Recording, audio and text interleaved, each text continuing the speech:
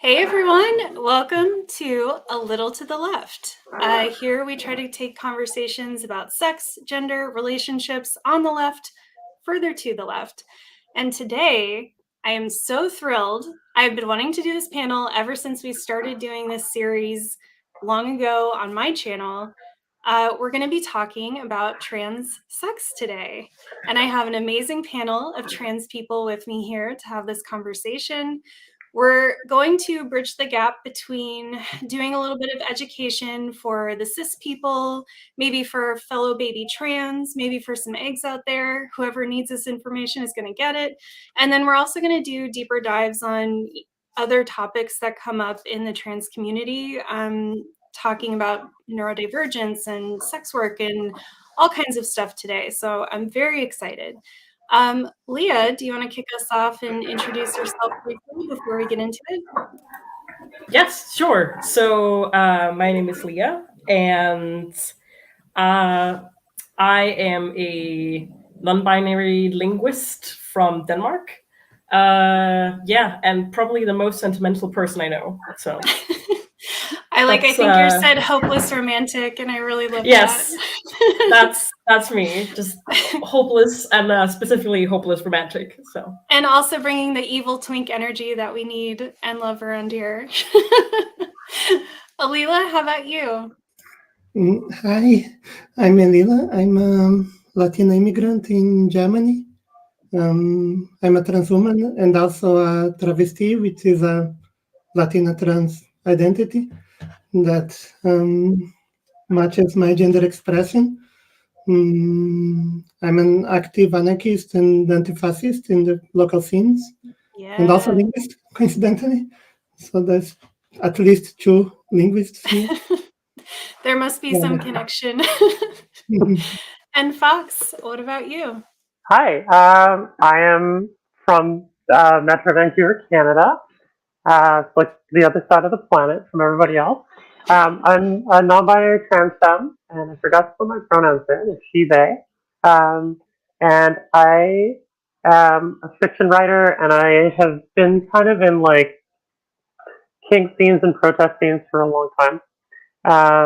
And yeah, I'm interested to have this conversation. Excellent. Yeah. All right. So as mentioned, I'd like to start this off with a little bit of what we would probably call Trans Sex 101, a little bit of the education piece of basically what would we like cis people to know about sleeping with us.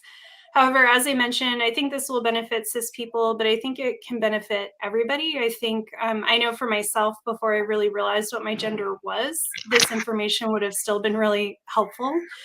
So hopefully this is beneficial to everyone.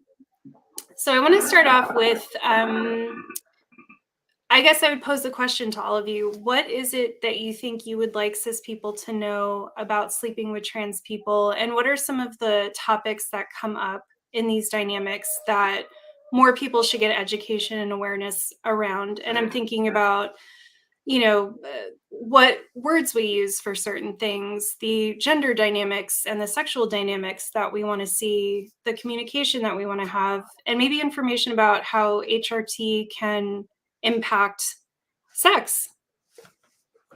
So just some small questions to kick off with. Okay, yeah. So does anyone want to jump in and get us started? I will. Yeah, go ahead. Yeah, so when I talk to other trans people about this, I think by far the first topic that people told me that they want to have more reach, and that I also want to have more reach, is the fact that in real life, sex with trans people tend to not be like in pornography made by cis people. Pornography made by cis people is like, I guess commercial pornography is not like sex for anybody, but for trans people more, by which I mean trans people on hormones. Trans people on hormones have, their body works for sex in a way that's completely not represented by cisgender pornography. So to go directly by specifics, talking about trans feminine people like me, that is people that take female hormones, I think these people tend to forget that a lot of us like doing genital surgery, even though they ask all the time about the genital surgery, but when they think about sex with trans women, they automatically think of a woman with a dick, because that's a big fetish, for good and for bad. Not all of us, not all trans women actually have dicks. I think that's a good point that should be remembered. But even for trans women that do have a penis or a convex genital, it doesn't work the same way under estrogen and with testosterone blockade as it would work for a cis guy. Not always you can have erections, not always you can have penetration. And even if you can, the majority of trans feminine people that I know are not interested in that. I happen to be. I'm the exception in being, not a big exception. I know other lesbian trans tops. We exist. We are valid. But most trans women I know are either dysphoric about the genitals or not dysphoric, but don't want to do penetration. Just penetration leaves them with a bad taste in the mouth. And yeah, cisgender porn does some bad things to trans actors often to get them to have that penetrative performance. And if you are going to sex up a trans feminine person of any kind, it's very important to talk with them about how do they feel about those things, what kind of activities they want to do, and especially not have an expectation that there will be a lot of like hard foot breathing, like in the fantasy world of cis porn. It does not really go like that. You have to find other ways to use your body for pleasure, and there are many interesting ways to use your body for pleasure. I can attest to that. But the least there is this expectation of the penetrative heterosexual like sex as the standard of sex, the better the sex goes. Yeah, and it's interesting being, I'm kind of in the similar position of being trans feminine, typically a top, and like I'm a big girl, so most of the people who approach me kind of have an expectation of what your role is going to be based on your body type, which is interesting, kind of unfair, but like a lot of that speaks to kind of like the media language and our cultural language around what masculine and feminine is and what gender roles are, and how that's supposed to be approached, and what like the expectations of an individual in a relationship is. And I think that a lot of the time, once you start to blur the lines of gender and sexuality, you have to really start to have conversations about things like consent, and not just broad consent, but consent to how you want each part of your sexual experience to go. And cis people are typically not equipped to have those conversations very easily. It's like, okay, yes, the sex is this very basic kind of like coming together, and then we're not at all, and then coming apart, and then sorting out the pieces afterwards. And I think that when you have to, a big part of being a trans femme person, and being sexually active in a marketplace marketplace is an awful thing to say, but in like a dating scene that doesn't just include other queer people. If you're actively trying to date straight cis het people, those conversations take on they're much more vital as well to keeping yourself safe. Like how I just spent the last year and a half working in a straight person bar and getting hit on a lot by straight dudes who are very unaware, right? So like when you tell them how you tell them, a lot of those come into like safety management. And I know that a lot of cis women have similar problems in terms of like having to deal with unsolicited requests from men for their attention at work and otherwise. It just adds an extra layer of, is something bad going to happen? Most I give guys my Instagram, and then they would not message me, and it would be fine. but yeah, some people are either oblivious or persistent, and yeah, and have had some really interesting conversations. But I'll pass that along, and I'm sure we'll get back to this. Yeah, so I think one of the most important things that have been brought up so far was basically the point of, like, if you're gonna have sex with a trans person, you need to be ready to, like, know nothing. You know, you need to be ready to, like, have no expectations about what is actually gonna go down. And I've had so many experiences with people who seem to be like, you know, like really progressive, really like, oh yeah, you know, I've been with trans people, and then still I can tell by the way that they're interacting with me and my body that they just like they're still in that kind of paradigm of, well, when you have sex, first you do like the touching, then you do the fucking, and then you do the cuddling, and it's just like those are the steps that we're gonna have to, you know, go through in order for this to be like a sex. And you know, the best experiences I've had have been ones where we're both kind of like, let's figure this out together, you know, because I also don't have all the answers. Like every time I am interacting with a new person's body, I, you know, of course, I'm not going to say I don't, you know, like experience can't be helpful in some ways, but I try to be very like, who are you? What's your deal? Like, what can we do together? And I think that's honestly, like, it feels so basic to say, but like, it's a thing that I feel like so many people don't know how to do.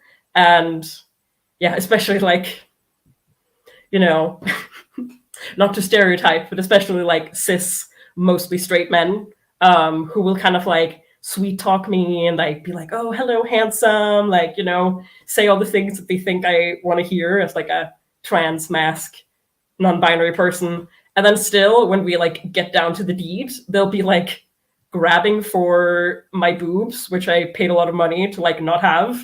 And like, what are you doing? Like, you're not interacting with my body. You're interacting with this like idea of like, I don't know, this ghost of a woman. Like, I don't even know. But yeah, just, you know, let's be beginners together. I love that. And I think you all bring up really powerful points. And I think, Foxx, what you said resonated with me particularly about how basically, like, in my interactions that I thought were cishet at the time, one of the things that didn't fit for me was this idea of like almost the script that we both know we're supposed to follow, and this just utter lack of communication, curiosity, you know. And that's something that I implemented with my sexual partners, is I would give that to them, even though most of them were cishet men and were supposed to like these certain things in a certain order. And I found it was really powerful. It was just a really powerful way to engage with other people. And so, Foxx, what you said about like cis people don't seem to even know how to do this with each other, not to mention to do it with queer and trans people, it just is so true. I think there's a lot of narrative around we're supposed to go in and already know how to do what we're going to do, and everyone's supposed to be down for whatever is about to happen because we all know the script. And I think there's a prompt we had for later, but I think the question of what can cis people learn from trans sex and how trans sex might be, you know, kind of a superior way to engage with each other. I think that communication piece, and Leah, you put it perfectly, just like, let's play, let's be curious, let's talk to each other and just like see what happens and be more open and exploratory about it instead of focusing on this end point, you know, set of steps that ends at a certain point, I think can be really helpful. So aside from this piece of, you know, communication and having less of an idea, a prescripted idea of what's about to happen, what else, what do we think that should happen? Like, let's talk about actually hooking up with somebody, and how would we want those conversations to go? How have we found that those conversations have gone? Because I know for a lot of trans people, you kind of end up with this like kind of like educational lecture that you give everyone as you're starting to, you know, get intimate. So to try to do some of that labor now ahead of time, what does that look like? If you're hooking up with somebody and you have not hooked up with someone like this before, and I would say if you haven't hooked up with this person before, period, no matter who they are, how should those conversations go? What should the flow be there?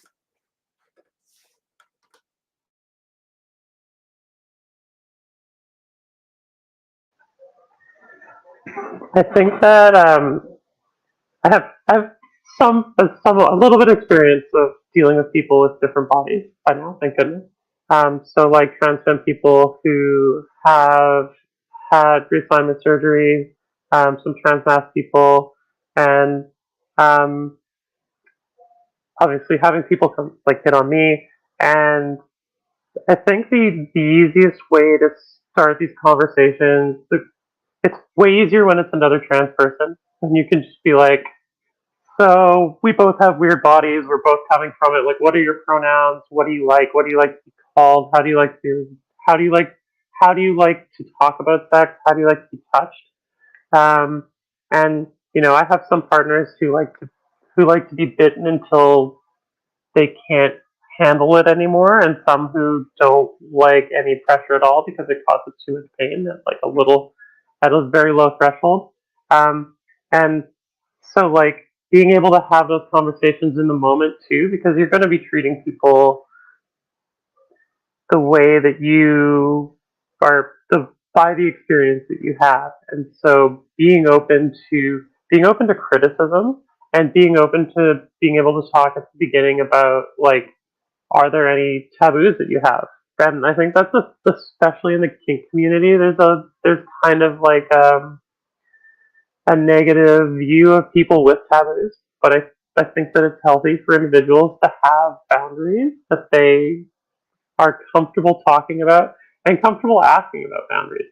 I think one of the most intelligent things I had somebody say to me, who's a bisexual cis girl, so that you should never sleep with somebody on your first like have intercourse with somebody on your first sexual experience with them, and that was more like looking at cis-het relationships, but the reasoning is you can kind of like wake up in the morning and be like, am I sure this is the thing that I want to do?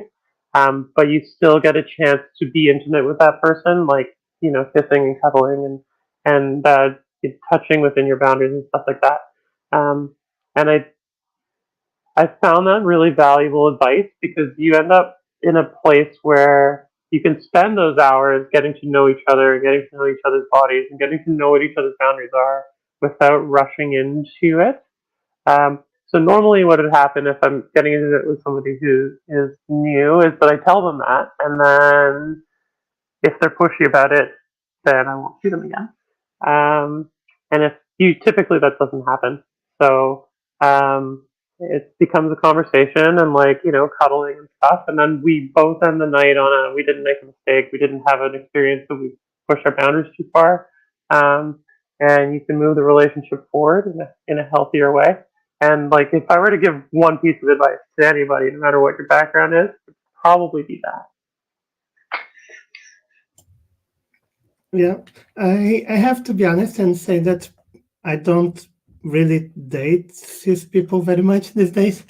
On the other hand, I date a whole bunch of trans people. I'm very promiscuous, but it's just so much easier with other trans people that I kind of stopped seeing cis people. Not that I have anything against cis people. I have a cis friend, but it's just easier with trans people. And yeah, if I think about hooking up with new people, which is like my hobby, I think what I have learned through these years is nobody has like, at least nobody that I met, most people don't really have predetermined fixed laundry list of things they like and don't like, and boundaries and things they want to do and don't want to be done.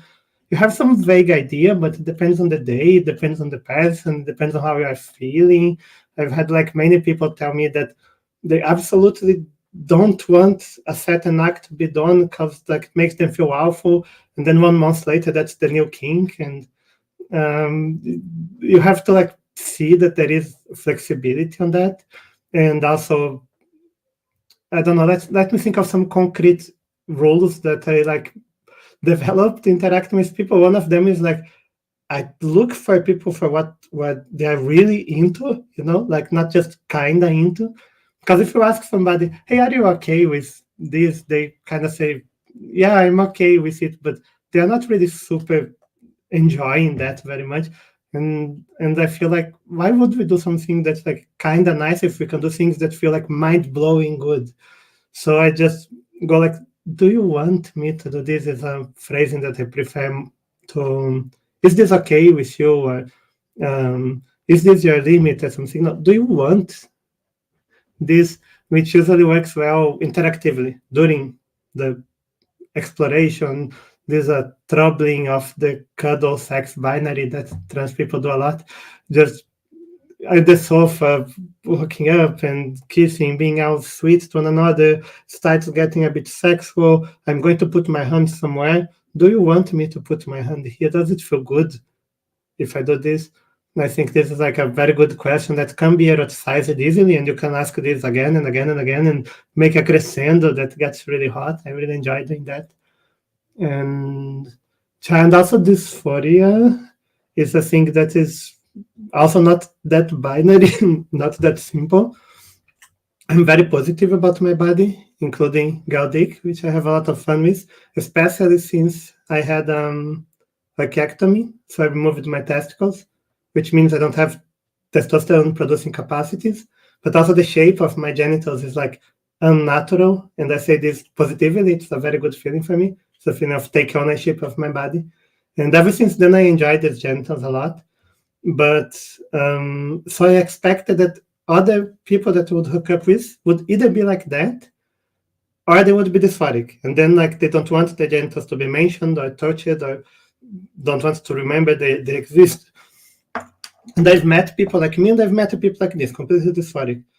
But also, I think a very large number of trans feminine people that I dated are in this intermediate position where they enjoy the physical sensations, but they don't want attention to be drawn to that. So they don't want to be a fetish, and they don't want you to highlight what you are doing, but also they enjoy the physical pleasure of being touched there.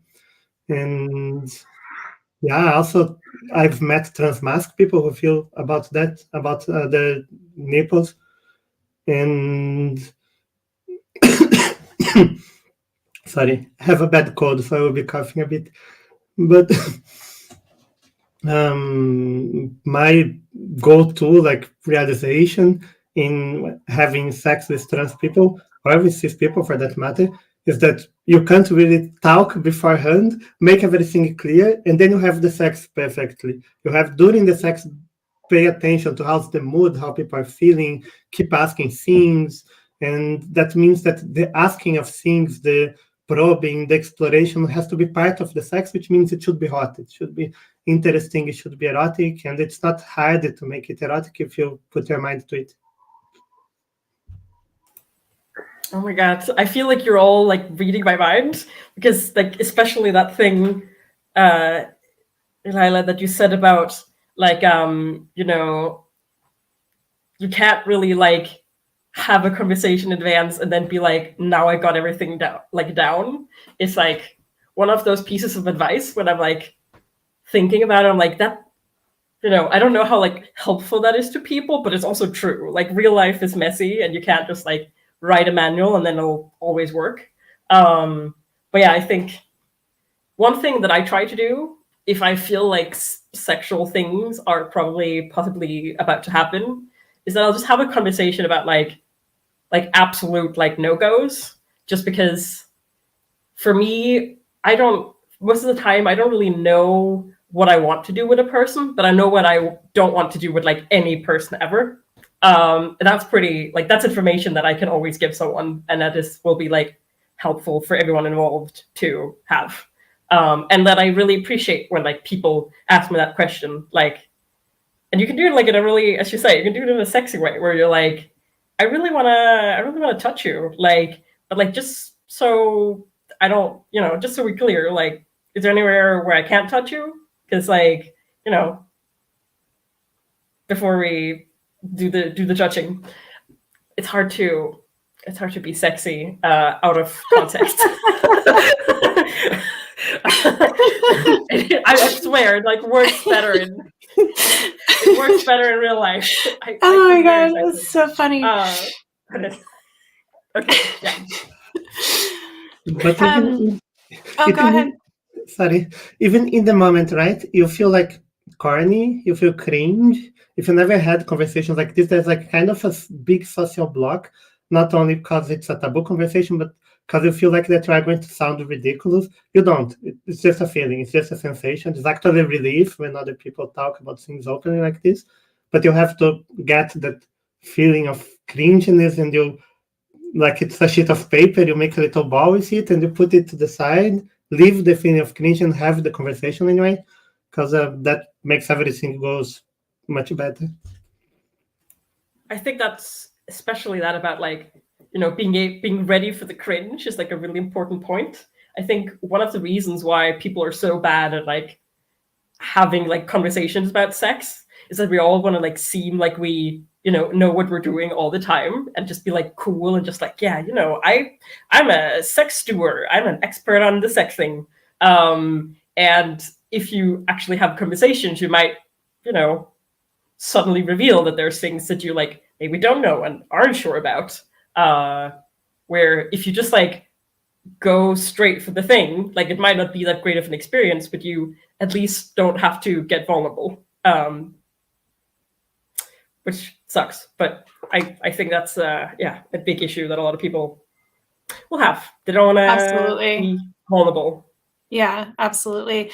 And I think there can be so many dynamics at play, but I think like people can also kind of understand that the person that they're hooking up with may have an idea of what they want from us, and then it can feel really uncomfortable to know that you're breaking that fantasy for someone, or that you're setting a boundary that then kind of highlights that you're like an individual person and not this idea or this fantasy for them. So there's so many factors that make sex uncomfortable, and we're just not socialized generally to really talk about these things. Even reading the Fucking Trans Women zine, which I linked in the description below, and it's like incredible. She talks about this, she's trying to have a series of zines put together. And so she was soliciting content from people, and she was finding that like a lot of people were too embarrassed to write down like what they like in bed, and how they want to be talked to, or things that they don't like, because they just found it all really cringy and embarrassing. And she was like, but this is the point. It's like, it's not though. And even if it is, like, who cares? We all feel this way. And the only way we're going to overcome that is by sharing our stories with each other. So yeah, I think for me, for anyone, whoever you are, just embracing the cringe, understanding that it's going to be awkward sometimes, and that you don't know, even if you are very good at sex in general, like it doesn't really matter.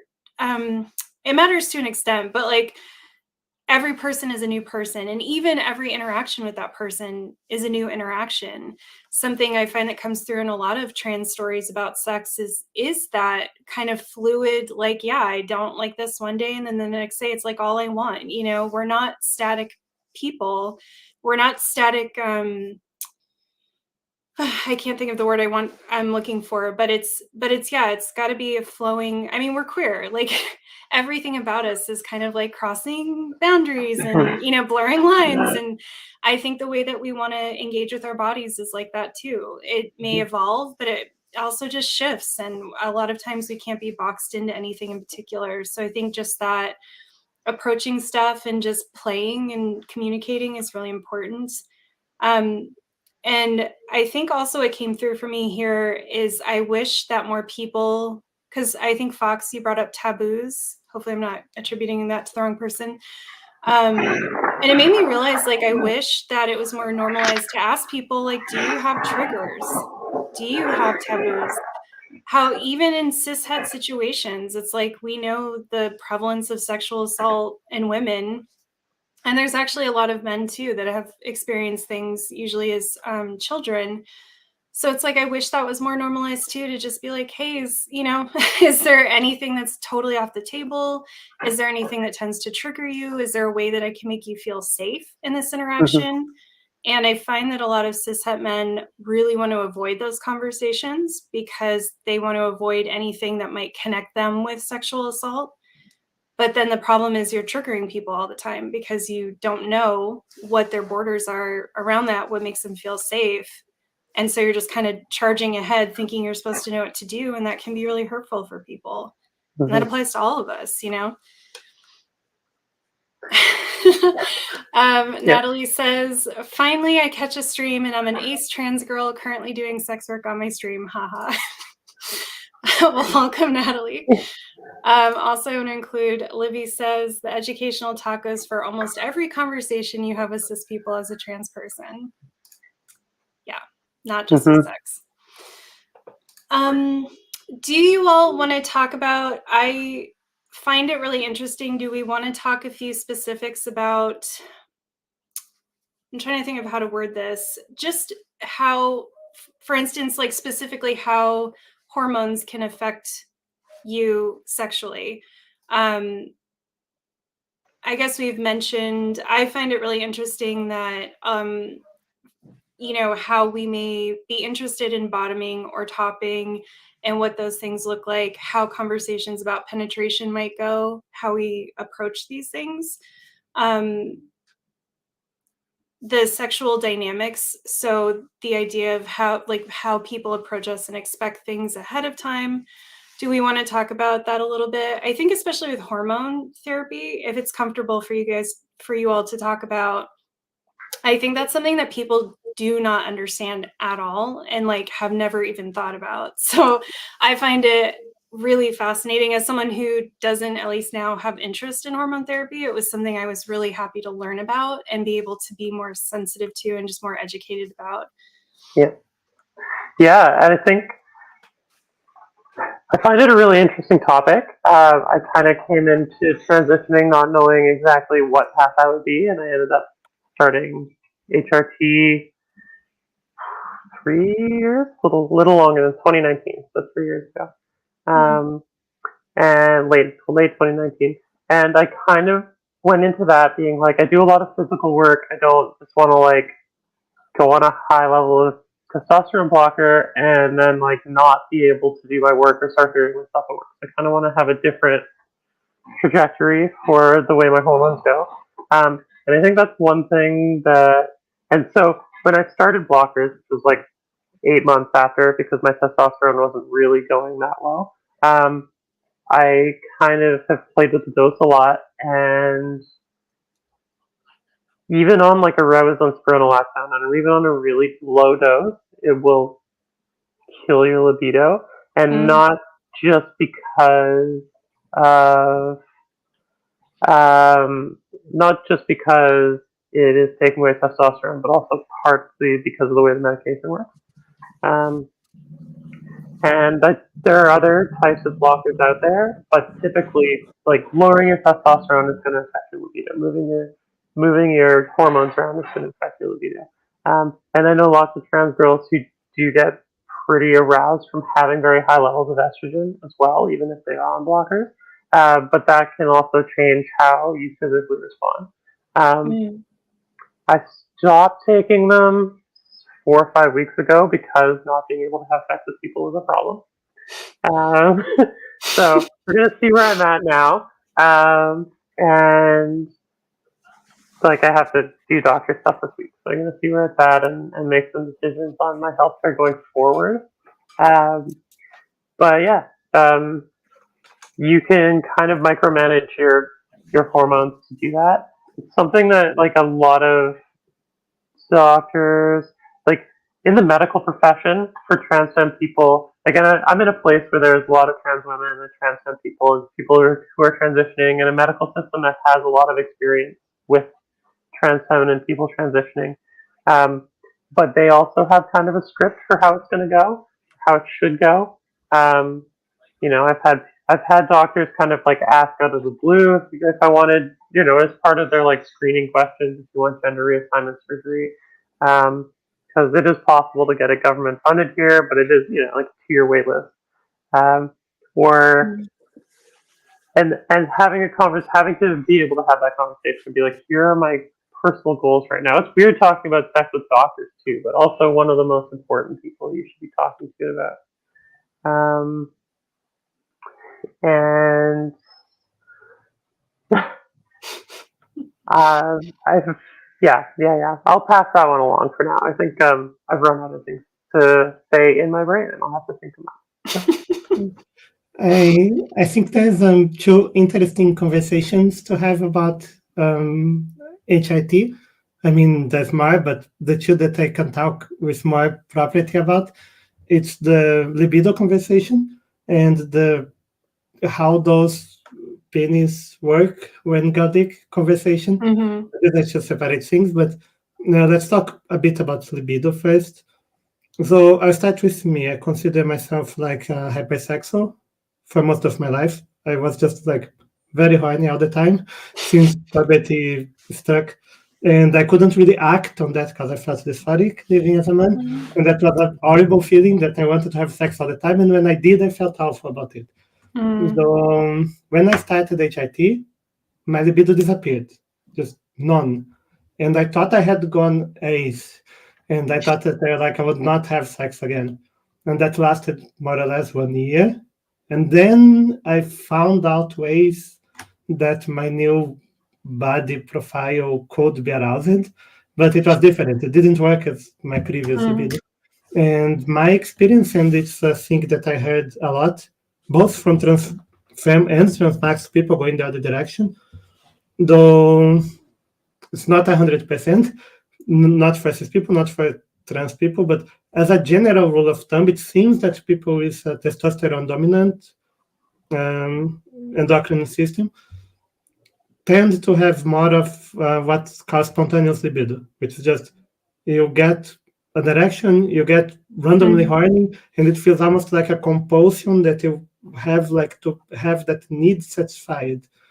And people with an estrogen dominant endocrine system tend to have more of what's called reactive libido, which is like, I'm not really thinking of sex, but if somebody touches me just the right way, now I'm thinking of sex a lot. Now I want it a lot. But it has to be like built up. It has to be warmed up. And I didn't really understand that. And during the period I didn't understand that, I thought I couldn't have sex anymore. And I've passed through a bunch of things where I did a cyproteron for many years, which is supposed to kill your libido. And I did venlafaxine, which is an antidepressant, which is supposed to kill your libido. Then I cut off my balls, and that's supposed to kill your libido. And I just stayed horny the whole time and have like copious amounts of sex.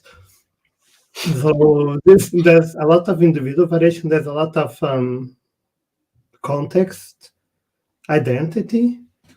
By and large, trans people really like feeling desired as the gender of self-identification. It's a thing that when you are early in transition, you think it's impossible. I thought I would never have sex again because nobody would see me as a woman. I thought I would need to maybe do a very feminine voice all the time and do plastic surgery, and I can't really do those things. And then I thought I would not be wanted. That was kind of not true. This is the biggest understatement I made this year. There was a lot of potential partners that would see me as a woman. And that was extremely arousing in a way that I hadn't experienced before because I never was desired as a woman before. And this is independent of any hormone systems. So the hormones do have an influence.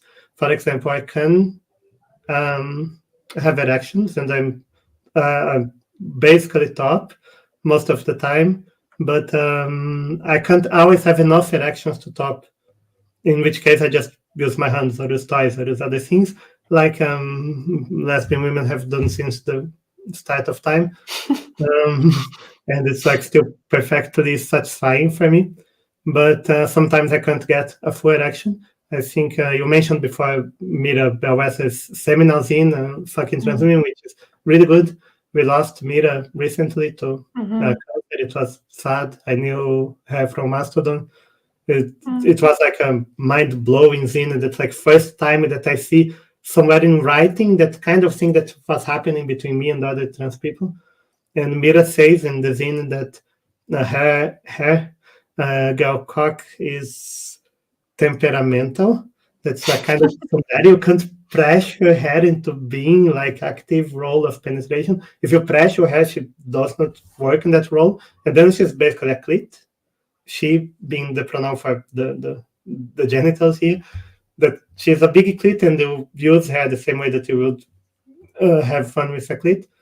If you are not putting that pressure, that you have that script in mind that you want to have penetration, the penetration happens, just happens. First time that it happened to me, it was spontaneous, and I thought didn't have the header for that anymore. And then I got somebody that had a particularly attractive butt, and okay, seems like I could still do this. And I thought I was euphoric about it. I'm not. I'm not anymore, at least. So there's, I don't know. There's a lot of variation. This is the main point here. And there's a lot of things to find out about your own body. So don't think that just because you don't have this or that type of genital or hormonal profile, it means that you are locked into this or that, especially like testosterone equals horny. Yeah, kinda in a way, but not always. Especially if you are trans femme, then testosterone might bring dysphoric feelings that will make you not be horny. Maybe you can use topical testosterone, so you get some genital changes without affecting too much the rest of your body. There's lots and lots of customizations to be done, like Foxx said, with taking control of your hormones instead of letting the system decide for you, of taking control of your body instead of letting the system decide for you. Yeah. Leia, do you want to add more things to the conversation? Yes. So, yeah, you said so many interesting things, but that I might get back to. But I thought I'd just start with kind of like a, 101 person who has like a clitoris and vagina going on testosterone intro. So basically, for those who like don't know, when you have a clitoris and you go on testosterone, your clitoris will grow and it'll probably start behaving differently. You'll probably also get more dry. And in my experience and the experience of most of the people I know who have gone on testosterone, you will get like a higher libido. So for me specifically, I have a bit of like a non-linear experience with HRT. So basically, without getting too much into my like Danish trans care rant, I'm in Denmark, by the way. I don't remember if I mentioned that, but yes.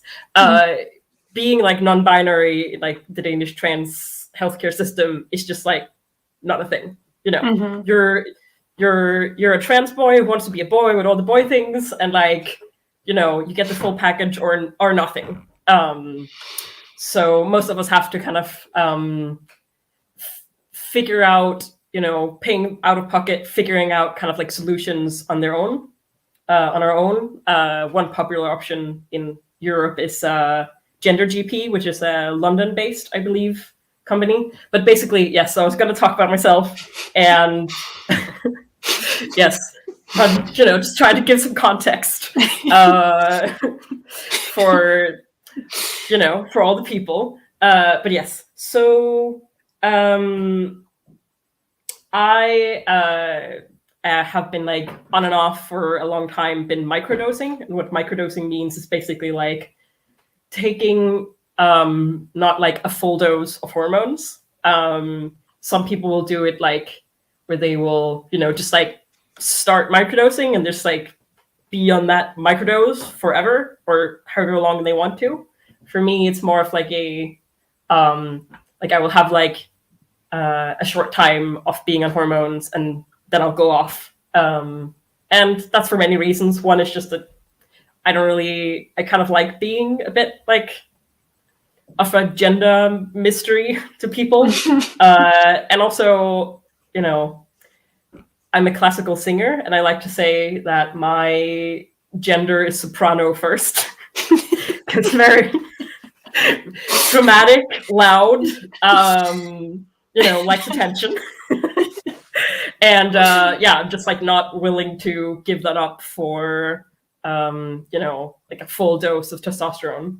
So in my case, people who have sex with me have to be prepared for my body potentially having changed every time they see me, because if I have like been on a hormones for a bit, between seeing them, my clit is going to be a different size, maybe a different, like all sorts of things have happened. Like I might, in general, also like non-hormonal things. Now that sounds like, it's still just I don't know, that made it sound like, I don't know, like something new just grows out of you. It's still a clit. It's just that I don't want to confuse the cis people out there. Sorry. Okay, getting back on track. You have to be ready for. I'm literally crying right now. Don't cry for my clit. It's fine.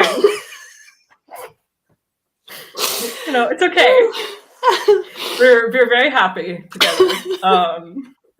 No, but so basically people have to be ready for like things changing. And for some of the people I've been with, especially like cis people, that is kind of daunting, because it's like they think, okay, I'm ready for the whole I don't know what to expect with this like new trans person. Then they think, okay, well now I got this one trans person down, and then I just show up and I just have like genitals that change. So like they have to like they can't even like know what I want or like what feels good on me. They have to like relearn it all the time, and it's like, yep, I'm also relearning. It's flux. So yeah, that's what I want trans people to know, that things are changing. I feel like we're kind of getting back to the same point of just like talk about it, but it's just like, I don't know, it's such an important part of all this. I think something that keeps coming up is the fluidity of our relationships, and I think that speaks a lot to. It kind of came up to me in this conversation, but something I've been pondering a lot is just like how social constructs, we think about social constructs like gender and all these other things. I think people tend to think of them as very rigid, whereas they're really not. Even in more traditional societies, more conservative societies, those kind of social norms are fluid. They're not rigid things. And so like your sexual relationships, even your sexual relationships as a cis person are going to be different with everybody. But your sexual relationships as a trans person are so the variety of people that you are going to encounter when you start to get involved with gender fucked people is so much broader, and it is something like we mentioned that can change over time. One of the first trans people that I ever spent intimate time with was like, I have had sex as every possible configuration of like boy and girl, as from either side, and I was very early in my kind of like journey with this, and that I think like that was a mind blowing moment for me of like how over time you can perceive yourself differently in relation to different people, and in the time since, like there are some of my partners, the dynamic is like I'll have a very specific type of dynamic with them, but then I'll have other partners where the sexual dynamic between us has a completely different arrangement, and you don't even know going in when you meet a person what that's going to be. And like not to dig too much into like the kink terminology or anything like that, but like there's a lot of people who have one type of like dom sub relationship with one person, and then they'll, in like a different situation, they'll have a much more passive role, and it's not even because like that is their kink or whatever, but that's just how that relationship itself sorts itself out. And then of course, you know, how that translates into the bedroom too can be like there's that like the perennial meme about they were both tops and they were both bottoms, and it's a tragedy. Because these energies don't meet. And in my experience, that is not necessarily the case. Although, like I do know some very passive people who, if you put two of them together, like just nothing is going to happen. But typically, I think two people who are attracted to each other are going to figure out a way to make something happen. And when you're queer, it gives you a lot more options, and it gives you a lot more opportunity to find different experiences, which is the best part of it.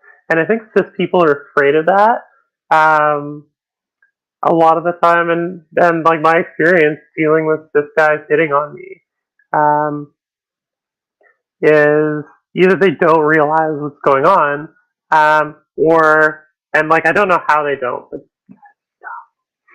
no offense to any male identifying people in the audience, but whew, the bar is low. And the experience of having to be like having people be afraid. I've seen people like just, you know, again, and I worked with the public a lot. I've had people bail out on conversations with me, but I've also had guys like, you know, get a beer or two into them and like come and make a pass at me. And it's like, there's a conversation here I'm not prepared to have with you in my place of work. But also, like, I've had people creep on me at work, and like my nuclear options to be like, I have a penis, you should leave.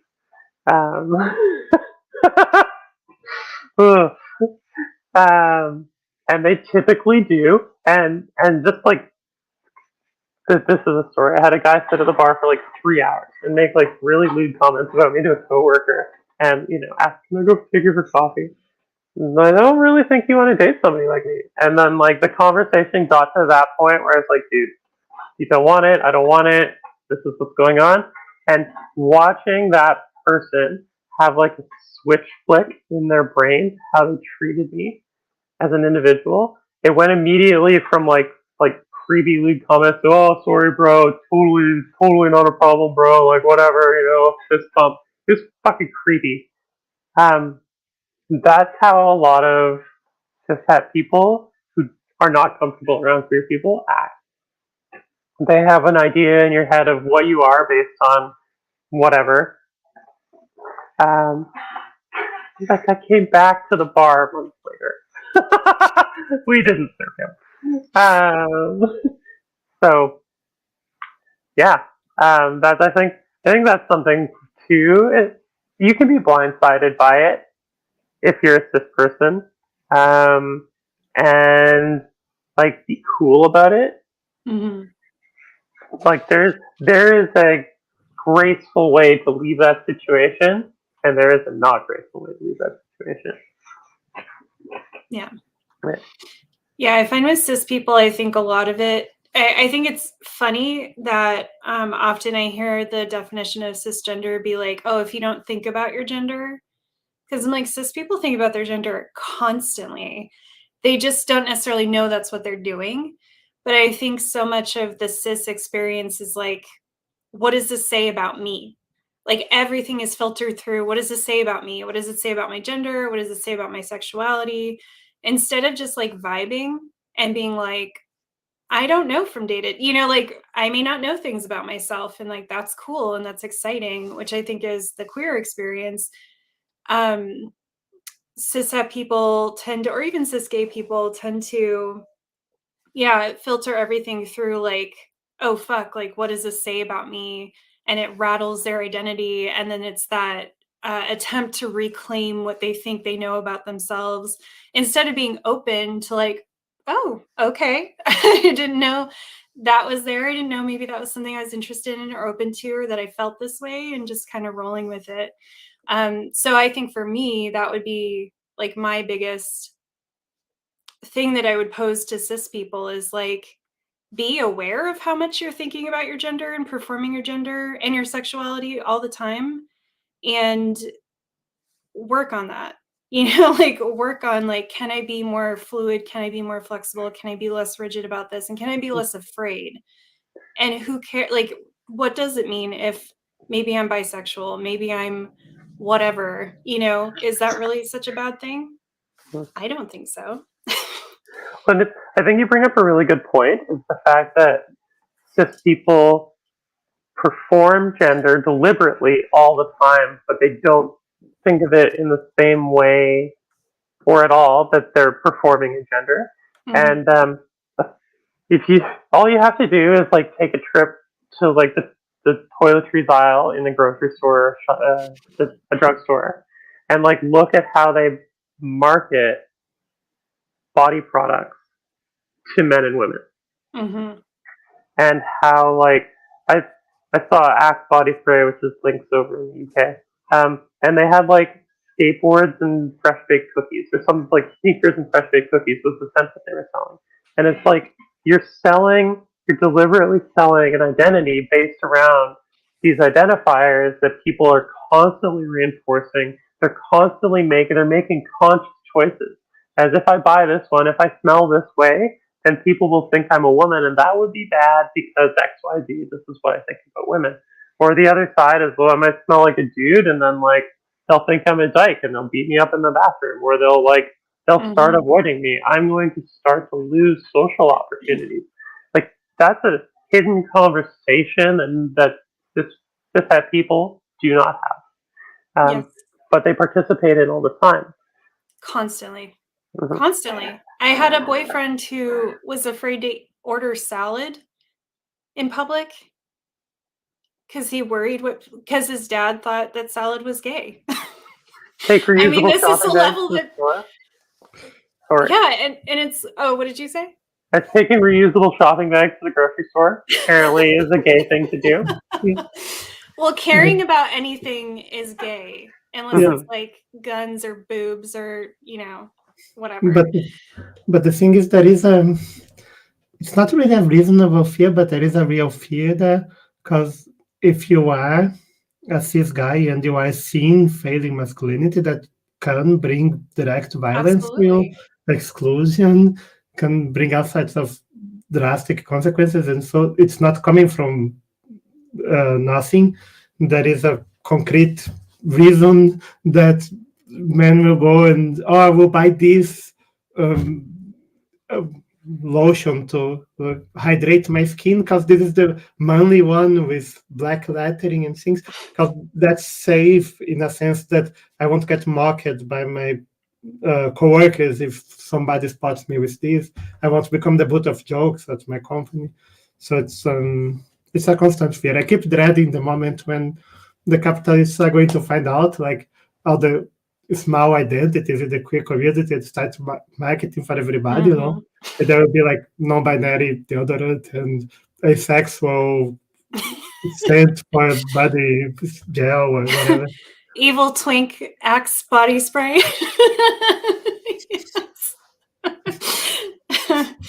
Yeah, and Alila, I think that's such a good point, and it's very true that there can be real consequences for people not performing their gender. So it's not that it's not that there isn't a reason for it, but it's just so funny to me that people are like very heavily identify with their gender, but then also think that they don't think about it or that it's natural and it's inherent.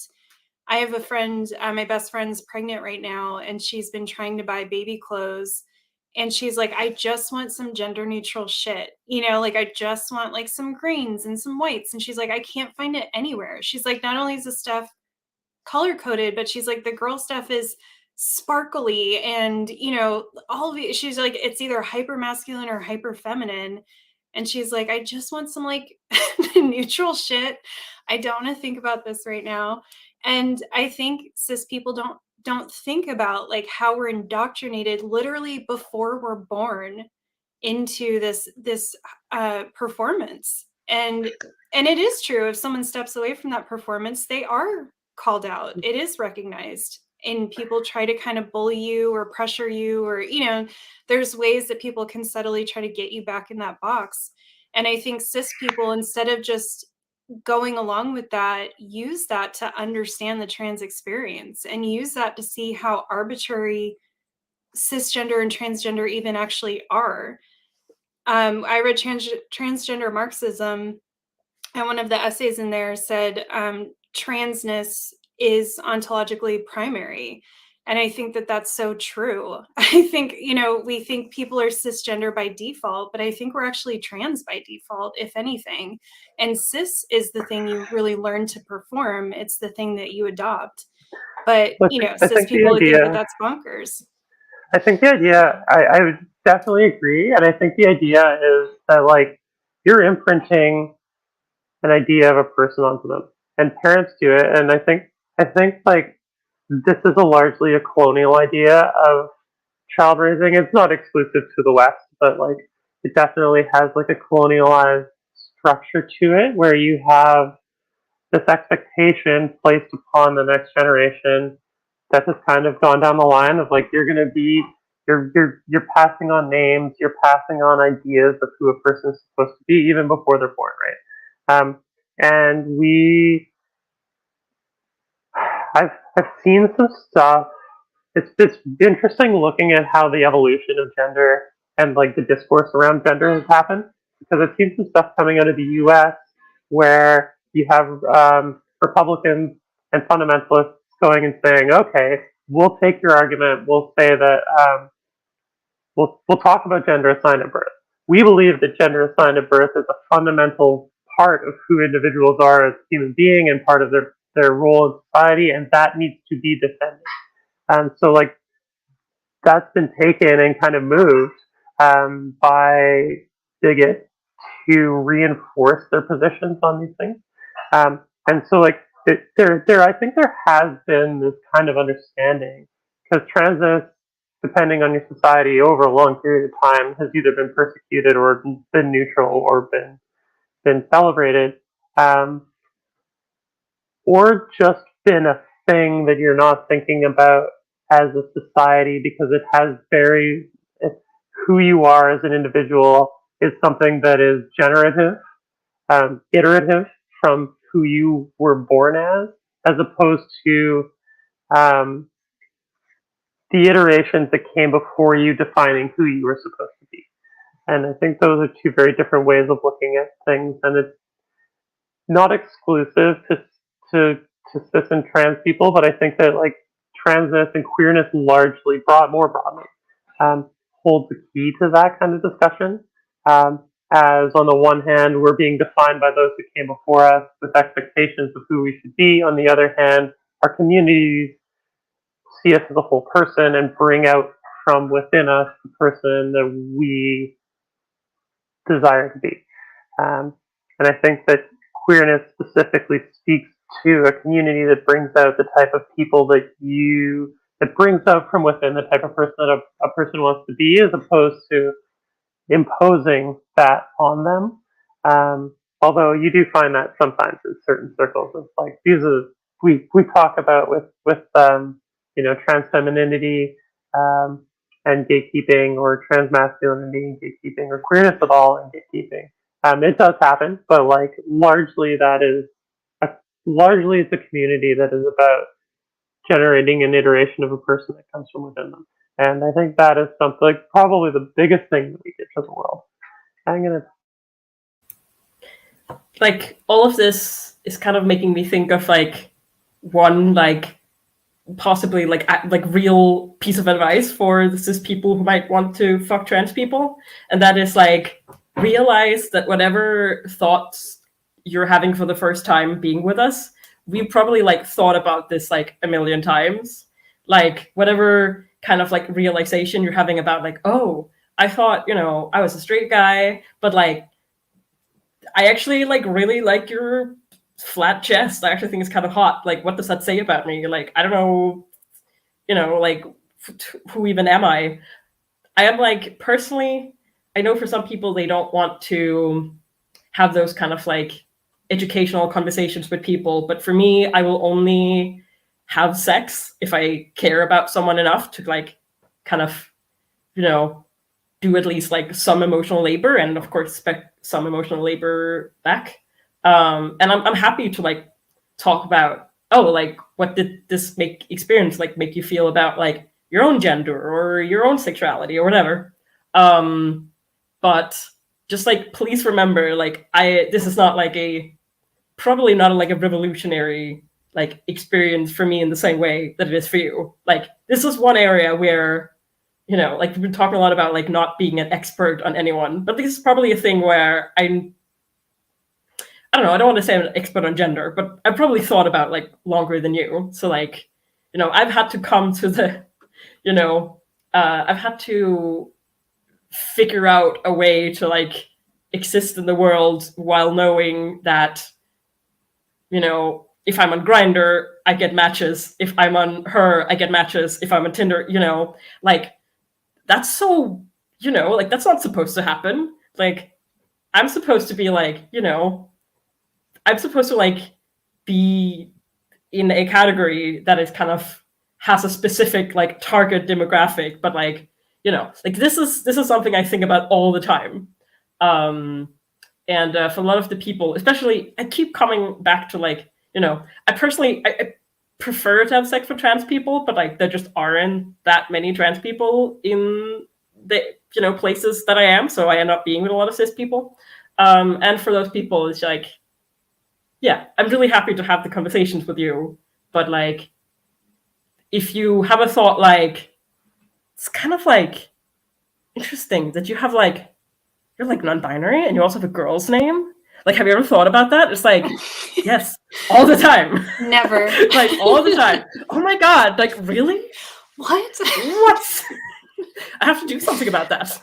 Or no, like, I think about this all the time. It's basically the point. So That's a really good point. Go ahead, Elilla. Do you know what's my hobby when I'm talking with cis girls and I'm just like being one of the girls and they just got used to me and they're not queering me or seeing me as queer anymore and just took me into like the female sphere of existence? Then at some point I love saying the word my girlfriends, because I can watch like the mind blowing, because first they get like, wait, so you mean like you don't have a boyfriend, you have a girlfriend? So I could be with girls. This is like a realization to a lot of women that they don't have to be with men. And it's like a message that I always try to remind cis girls that it's not mandatory that they are with men. If they don't want to, they don't have. But then they go, wait, you are a trans woman and you date girls? So, but you did all the work of making a body like this, and it's not like for men. So like femininity exists and it's not for men. And then the coin drops like, wait, girlfriends, plural, so you can have more than one. And you can see how that happens in real time. It's just very fun. I love doing that. I recommend for other trans femme identified people or for the gay trans masks to do the equivalent expression, because it's a way that you educate people a lot with 2 words.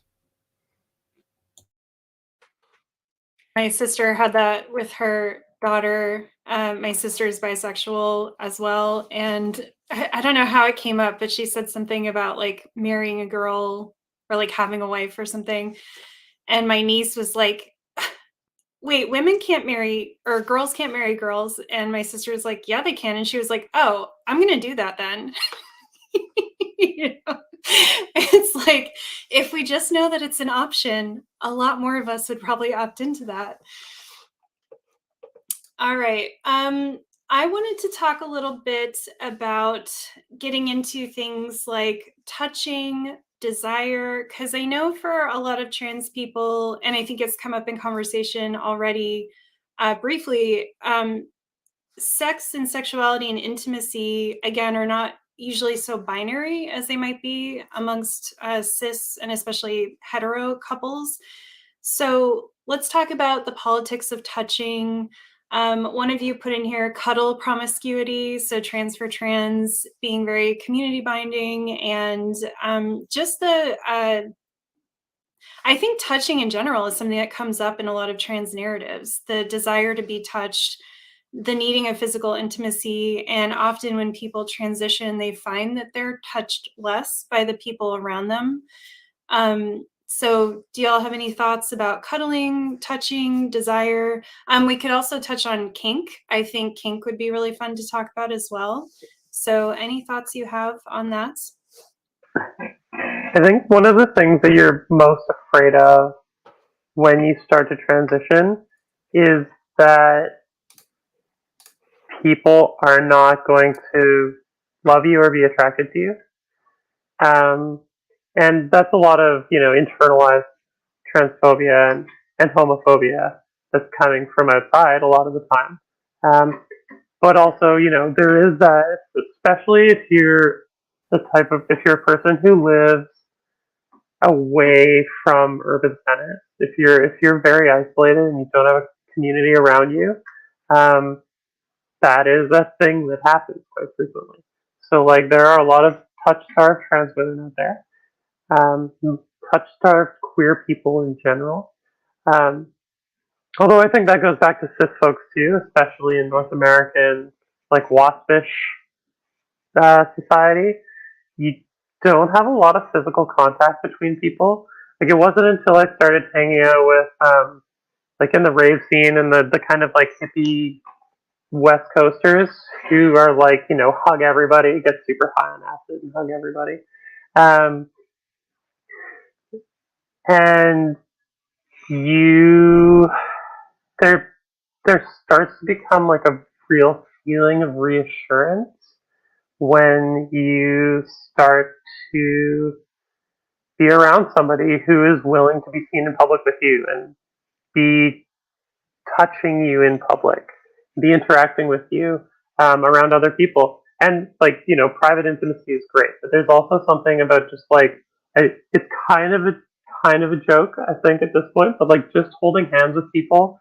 I think shortly after I started transitioning, I had a tweet or something where I said, I wish that kissing my girlfriend on the train wasn't a revolutionary act, but it makes it so much hotter than it is. But just being around, showing queer affection, being part of knowing that there's a physical support for you and that you're reciprocating. It really, in both for myself and my experiences observing other people and how that has helped change them and how that has helped change their outlook on life. I think it's a vital part of how we engage as trans people with each other. Is obviously we're not going to get along with every other trans person we see. I know that kind of happens at the beginning of transition where you'll be we have something in common, but there's something 20,000, 30,000 trans people in Vancouver. So not all of them are going to be cool.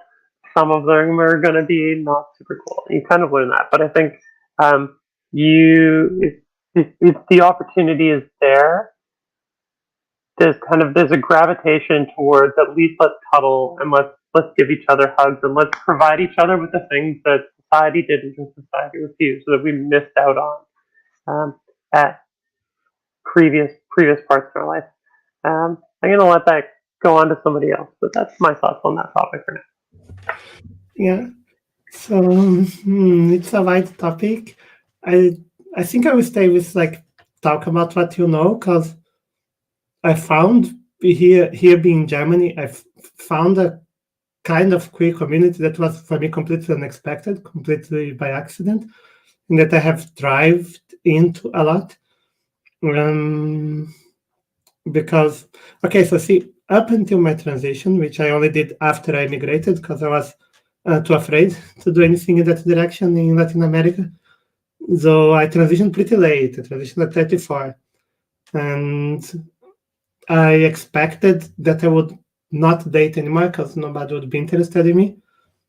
And then what happens is that it gets extremely super easy to date, and my house is just full of partners all the time. I meet people a lot on online social media, and I talk on online social media about stuff that I like to do sexually or affectively or hobbies or interests and things. And then people just start like expressing, oh, this is super cool. I wish somebody did that to me. And they're like, well, I can do that to you if you want. I would be a pleasure. Door is open.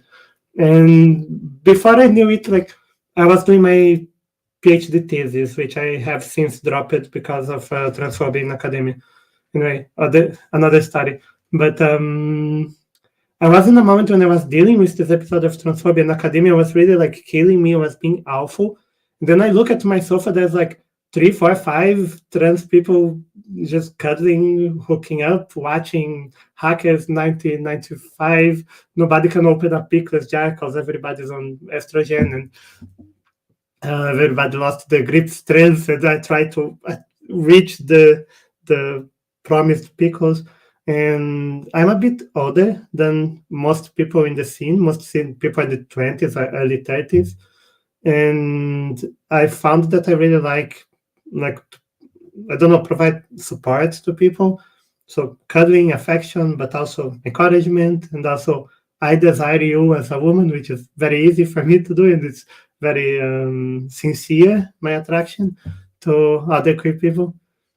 And that's like, I suddenly realized that I cared more about this job, like this community caregiving or community binding job, than my theoretical official job, which was researching historical dialectology of Japanese.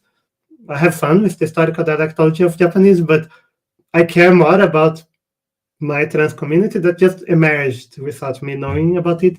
People joke a lot about here about the mega polycle or the big polycle, because the thing is that up until the moment of transition, most people I know are not that much into polyamory. They would say that they are into polyamory, but they had all sorts of insecurities with, am I going to be discarded? And my experiences with promiscuity were always like, it had to be only sexual, because if I added emotion to it, I added love to it, which I can't not. I fall in love with people very easily, very fast. And then all sorts of like pain came out from that. I was very burned out from it. And I felt like some kind of alien. And suddenly I was just among a lot of people for whom all of that is very normal. It's just how people relate. Everybody dates everybody. At some point I started dating people because they would bring people to my house. Like somebody told me once, oh, you are as nice as they say. And I'm like, they say? People are like talking. They say, yeah, I'm famous. But yeah, I'm very happy with this.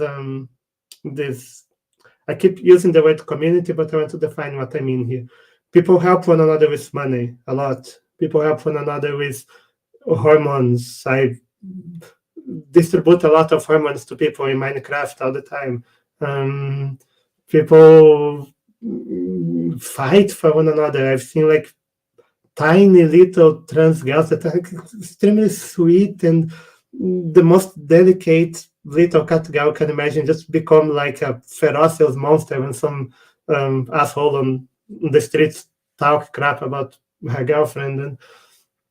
And just this having your back to one another often starts with the cuddling and the sex, which is a dynamic that I never really experienced before immersing myself in like this kind of trans culture that I found by accident. Like people will very easily hook up, very easily have sex, and then maybe a week later you are already intimate enough that you can ask help with washing your dishes. Maybe 2 months later you are intimate enough that you can say, oh, I'm having trouble with this gas bill and stuff.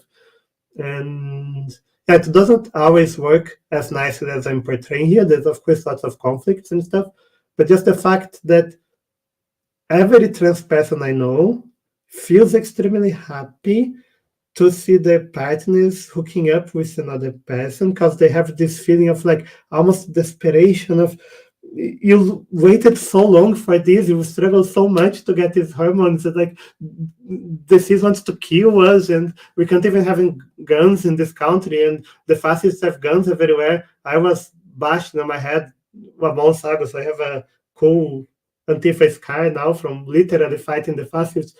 Like everybody's this apocalyptic feeling, and I'm supposed to feel bad that this non-binary person is hooking up with this non-binary person. Like, I want that to happen. Like, it's the only good thing that's happening.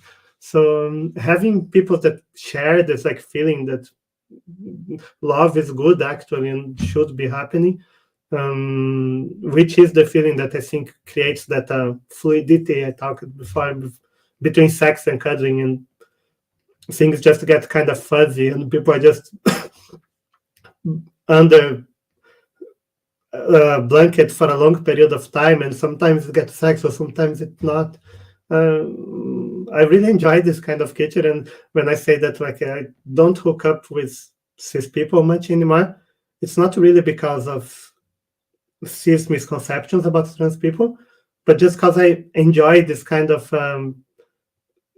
anarchic approach to relationship, and I don't find many cis people that seem to be interested in that.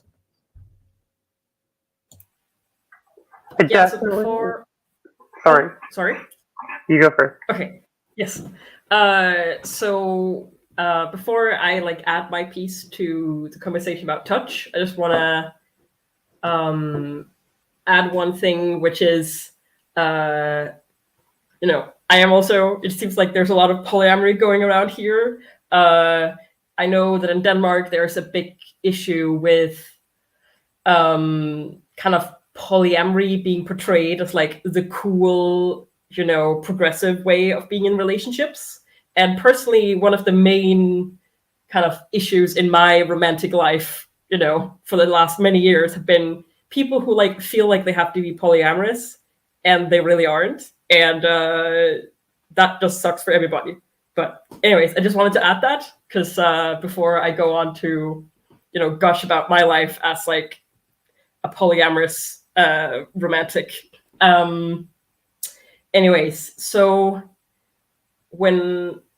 like to give a bit of background on my kind of, you know, coming to the realization that I was trans, because it's gonna be relevant. I used to be very invested in being a very hot girl, and I was a very hot girl. I know that there's sometimes be this misconception that like people, like especially like AFAB people, will kind of be like, oh, I was like an ugly girl, but like maybe I can like kind of salvage the situation by like transitioning, and then maybe I'll be like a hot guy. And I just want to say, you know, when I look at pictures of myself when I was, you know, like from a few years back, I'm like, I do that. I'm just like really happy I'm not that anymore.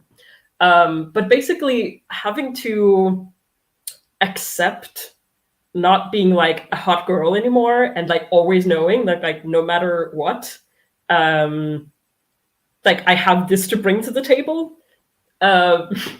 which is horrible, but also like a very real thing. I think a lot of like also, you know, like all sorts of people would struggle with like, oh, well, I don't really have any self-worth, but like I know I'm hot, so you know I can always be that.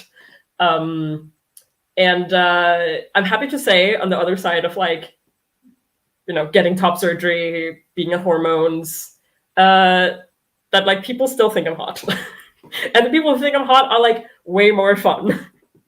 And the things we do together is a lot more fun. And even like the things that I do that I also did back in the day are just like so much more fun now that like I am not just like a robot inside of the body of a hot woman, but I am just like whatever I am. Yeah, but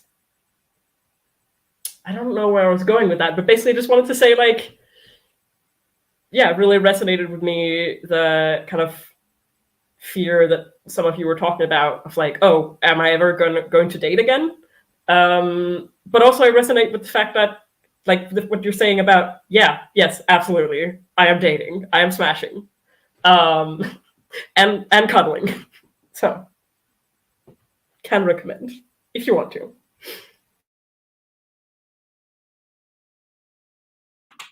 Foxx, did you want to jump in? Did you have something to say still? Yeah, probably. Relatable. Yeah, a little bit. I think it's funny that I'm just going to jump off of this. It's funny that you should say that, like, yeah, people, and in trans circles, you get the same thing. I wasn't very attractive as a guy, and then I transitioned, and now I'm a hot girl. And sometimes that's not the case. Sometimes hot people look in the mirror and are like, I don't like what I see. That's not the person that I want to be. And then you turn out to be hot anyways. But yeah, anyway, I just thought I'd mention that. Are we still on touch and stuff? I think, Or whatever you want. yeah. I've just been reading the chat a little bit and looking at some of the stuff around how people fetishize transness, especially in the context of sex work. And my experience of sex work is a little bit of an outsider in that I've worked with a lot of sex workers in and around their jobs. I've done been on the production side of pornography, not so much the performance side. And a lot of my friends and partners at various times have been sex workers, both cis people and trans people. And it's I kind of get I get a little. I haven't had to deal with clients on my own, and there's a reason for that. But seeing how watching the dynamics that they have to go through, and the expectations that are put on them, and the way that transness is commodified in a very specific kind of way. I know that we brought up porn earlier, and for those people who somehow don't know, pornography is extremely produced. Yeah, it's two people having sex, but I've seen people having not very fun sex because it looks hot on camera. It is something that is a fantasy that you might think you'd enjoy, but really it's uncomfortable for everybody to do. And that, I think a lot of people's first introduction to, a lot of cis people's first introduction to cis people, to queer people, is often through some sort of pornography, or more broadly media that is taking its cues from pornography in just placing trans people in a position where we are a fetish, where we are an oddity. And there's long history as to why that's the case, but that brings with it a lot of expectations. Expectations of the way that you are a product of the sex industry. If you are engaging in it, you are a product of that industry. You're selling a service. You're selling not just a service, but you're selling a fantasy. And in those situations, the person the buyer is driving this. And because we're talking about sex work, and once you leave the kind of slightly safer shores of pornography, where it's totally unregulated and stuff, but at least there's a lot more control over your situation. Typically there's witnesses. Once you start to get into in-person sex work and full-service sex work, there's a lot more, not only risks that you're taking, but you have a lot less control over what a person is going to demand in the moment, what your level of safety is, and how you have to perform for them. And those are largely the reasons why I've stayed out of that kind of work. And I think it's interesting. I think there is think there's a lot of difficulty challenges for people to find a way to balance out their relationship with themselves and clients and sex work and identity, because it's not they're not clear threats. They're messy. There's lots of stuff that I enjoy. The stuff that I would let trans people say to me and call me that I would never let a cis person say to me or call me. Because it's hot. It's different context in those situations. Whereas, like, there's no amount of money that I could be paid to be treated a certain way. But that's what the industry would demand of me in a lot of cases. And I've had, go back to talking about genitals, and I've had cis men try to be hitting on me and ask, what genitals do you have? And then be like, and then fetishize you from that, or say things like, don't get surgery because, that's where your value is to cis men. That's where your value is to the market of trans women in sex work. Not exclusively, but if you talk to some of the people who have had bottom surgery or reassignment surgery, their value amongst professional porn producers and amongst the people who trans women typically service as full service sex workers is significantly reduced. And it's that conversation goes all the way to the roots of how we value people under capitalism and how we value bodies and why. And the fact that a lot of people are put in a position where their gender identity and expression means that they can't find employment in most normal fields. I'm really fortunate that I live somewhere where legally, at least, we have protections for gender identity and expression now. But you're still competing with people who look normal, who either are, I'm not going to say who are cis, who look like the expectation of what the purchaser of your labor, regardless of what kind of labor it is going to desire. And there's a very small window for a lot of gender nonconforming people in a lot of places still as to what value your labor has, what your labor can be sold as. And typically it's a very narrow definition of sex work. And it's really frustrating. It's really frustrating. More like I have a lot of friends who are struggling with it. Like, if you're trying to make a living off of being trans and a sex worker, it's hard. I spend a lot of my time supporting people who are in that type of position. So kind of get to see that struggle up close.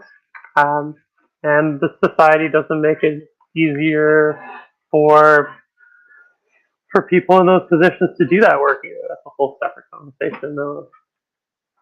The sex work and the world around it. Yeah. I will pick this conversation and add some points. So I think Foxx started talking from discussion on the chat about fetishization of transness, and Natalie in the chat said it's a tight line to walk because I'm allowed to enjoy having my transness fetishized. And I want to talk about that a bit because it will be an experience for a lot of people that hormone transition, but even just start presenting as a non-assigned gender, that you find yourself super hot all of a sudden, and you will have an erotic feeling with that new presentation of you, especially in the beginning when you are getting used to it. And this has been weaponized against trans people. You have that pseudoscience of autogenephilis, whatever, where like, it's a fetish that you want to cross-dress. You are not supposed to have sexual pleasure. You having sexual pleasure makes it tainted, dirty. You can't have that. You can't feel hot in a trans body. And it's a complicated relationship because in this like T4T bubble that I live in, generally people find one another's bodies hot by virtue of their queerness. The fact that the body is queer is in itself hot, and including their own body. And so you have very positive feelings when somebody desire you as a trans woman and not as a guy and not as cis, maybe for some people. But also it can feel really bad when it's something that's imposed on you. And I think porn is an excellent example of that. And I will take the example of where I come from, so travesti culture in Latin America. And for people that don't know this, travesti is a native Latin American trans culture. It's basically a reclaiming of medicalization term. It's a street culture, mostly Black, mostly of color in general, mostly sex workers that have developed this way of relating to their body that is very comparable to the global north trans women idea of don't like the male body, wants to transition with hormones, and insists on being treated by female pronouns and so on.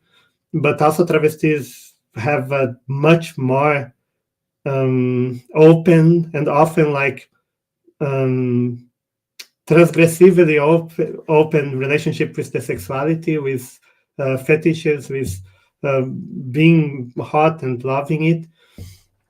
But what the word means exactly in terms of gender and presentation and identity is very fluid, always was, always will be. It's part of the point of travesti identities that doesn't have a fixed, rigid definition, but it's this localized phenomenon all over Latin America. There's bands of usually very showy, something like going a bit into drag, but every day in your daily life, which is how I live, and I love living like this, just dressed in a very sexual, provocative way that gets like German leftists to tell me that I'm being inappropriate because of too much cleavage or something.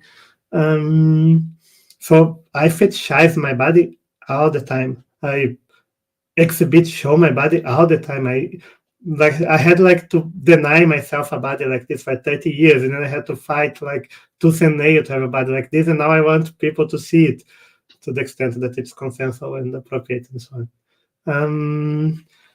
But this tension between the wanting the body to be desired for what it is and having it forced into you in a fetishization, I want to talk more concretely, more directly, and this will be uncomfortable for some people, so I will just put a little line in here that I will talk about sex and dysphoria caused by sex very directly. But travestis are a big genre of pornography, of commercial, cisgender-produced pornography. And my country, Brazil, happens to be the country that most kills trans people in the world by a large margin, like we are almost every other country combined. It also happens to be the country that most consumes transgender porn, which is often in the shape of travesti porn. And in travesti porn, almost universally, the travesti is penetrative genital top. And the travesti things is like big, hard dick, so same standard as for cisgender male actors, and has like to fuck some guy or some cis girl and like ejaculate copiously. And that doesn't happen with female hormones. Like I said before, that I live a life as a travesti top with female hormones. It's like no testosterone left in my body, not even gonads left in my body. I can have penetration just fine. I don't have ejaculation. I don't have the hormones that would make me ejaculate wetly like that. Also, having just like that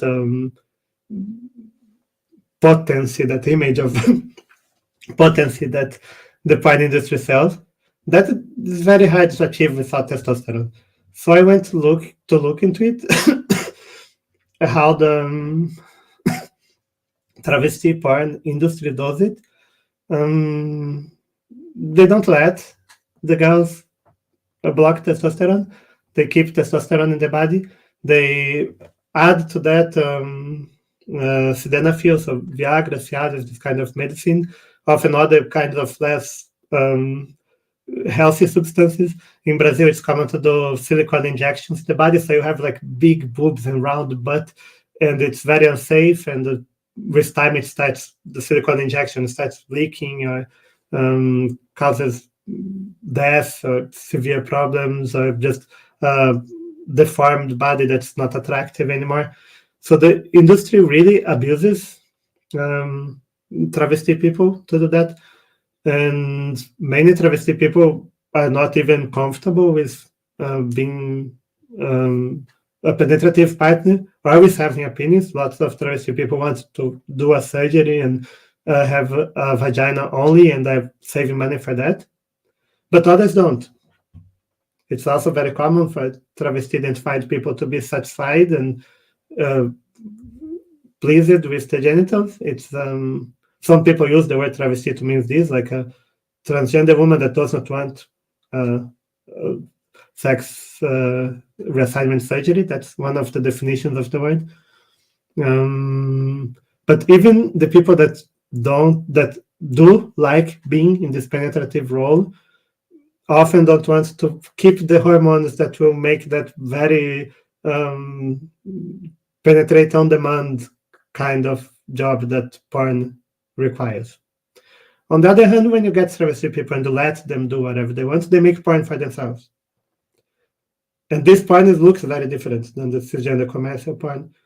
And there is now a resurgence of musicians, artists that are like politically active and are like taking charge of this travesti identity, like Linda Quebrado, who's a fantastic singer, lyricist from the favelas that write about gender and fluidity and transgender to transgender, same gender attraction relationships. Many others. Irmãs de Pau, which is literally the Cox sisters. It's a very like street-based band that I love, and there's countless others that have been appearing recently.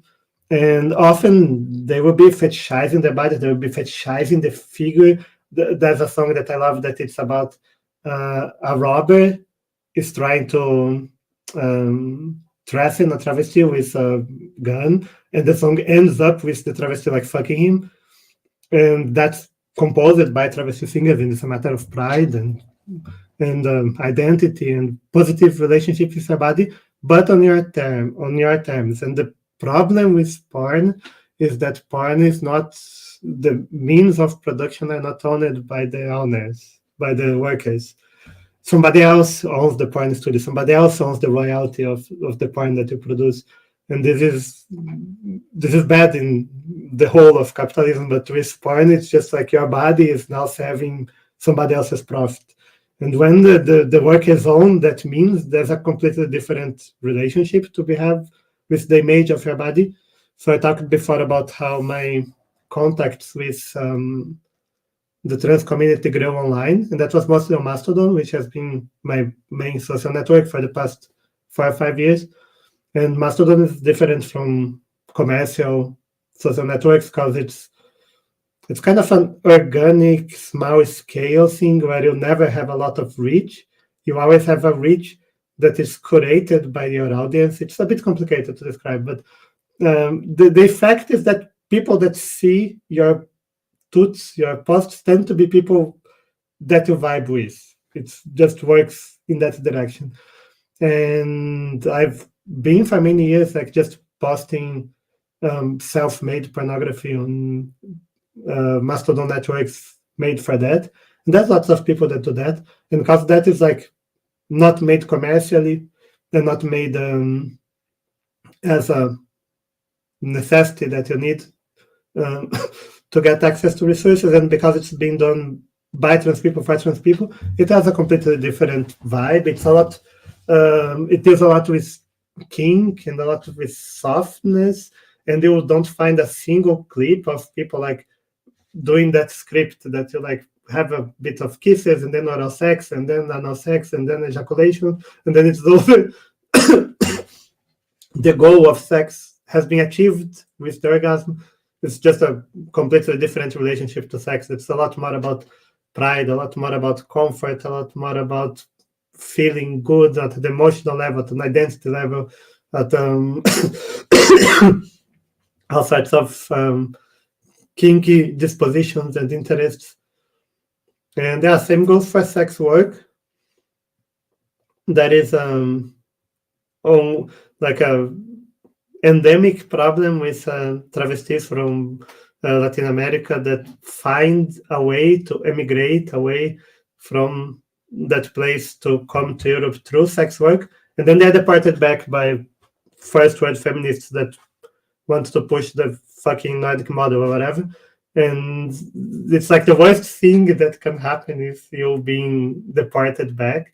There's been like sex workers that have been like trans women from Brazil that have been arrested as pimps or sex traffickers in the UK because they like exist in an apartment with other sex workers. Now they are like a sex trafficker.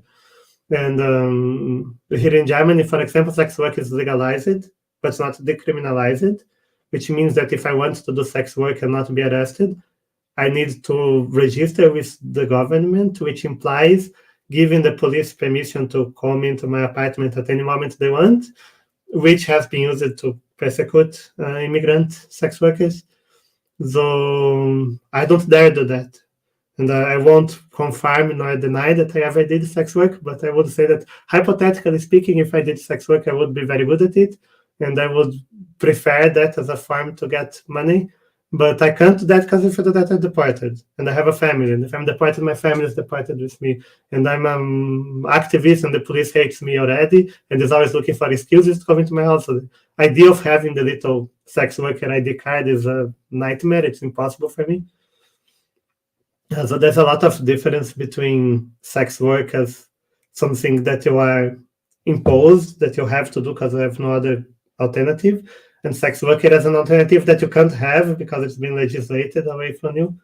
And same way for porn, same way for the fetishization of the body, or for feeling that your body is desirable, is a sexy body because it's a trans body.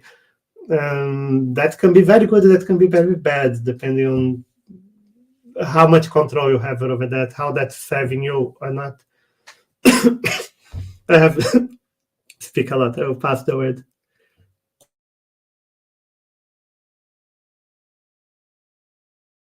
So, I don't have any experience in kind of like sex work as an out trans person. One of the ways I funded my top surgery was by being a hot girl in kind of like,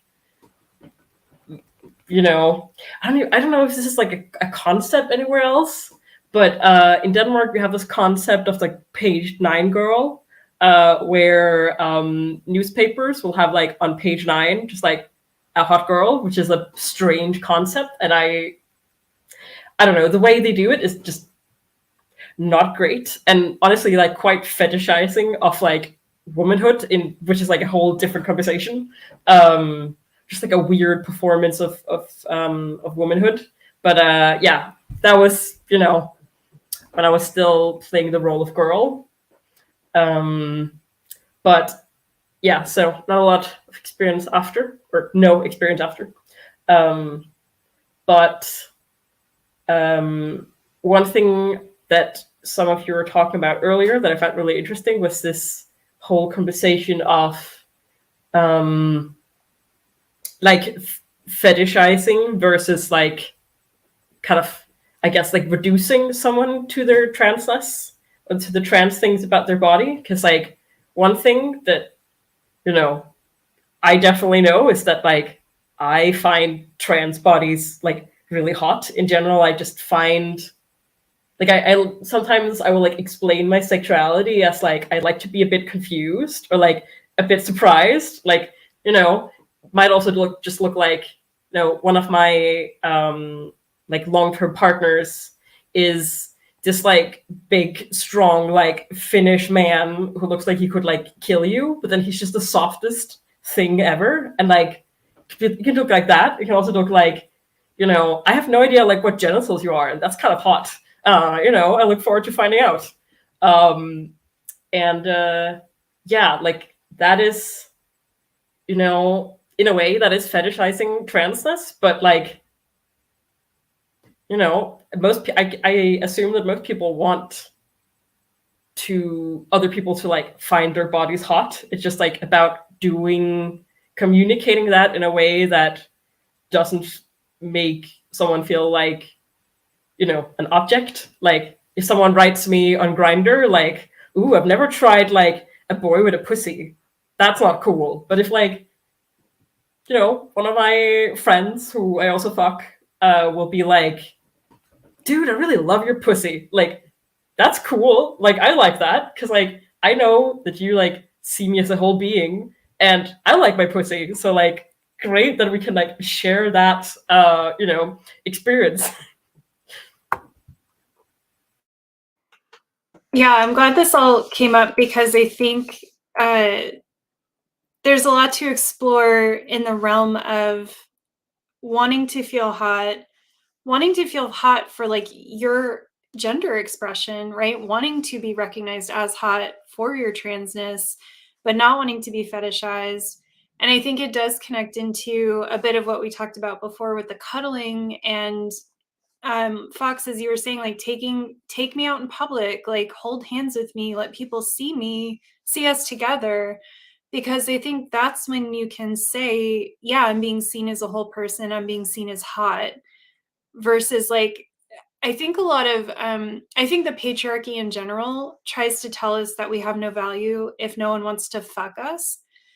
But the gag is that all of us get fucked all the time, or could, right?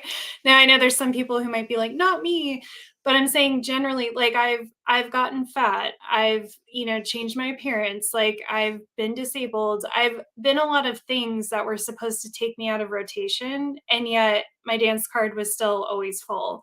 And I think that happens when we transition, right? We're told like no one's gonna love you. And what people mean is no one's going to want to fuck you, but we know, oh no, lots of people want to fuck me. That's not the problem. I have never, even when I don't feel that I am like aesthetically pleasing, I know that like people will want to fuck me. I never worry about that. But I think like obviously we're human beings and we want more than just to be someone that's something, I guess, that someone would fuck, right? We want to be a whole person. We want to, even in casual encounters, it doesn't have to be like, oh, you're going to love me forever, but you're going to see me as a person.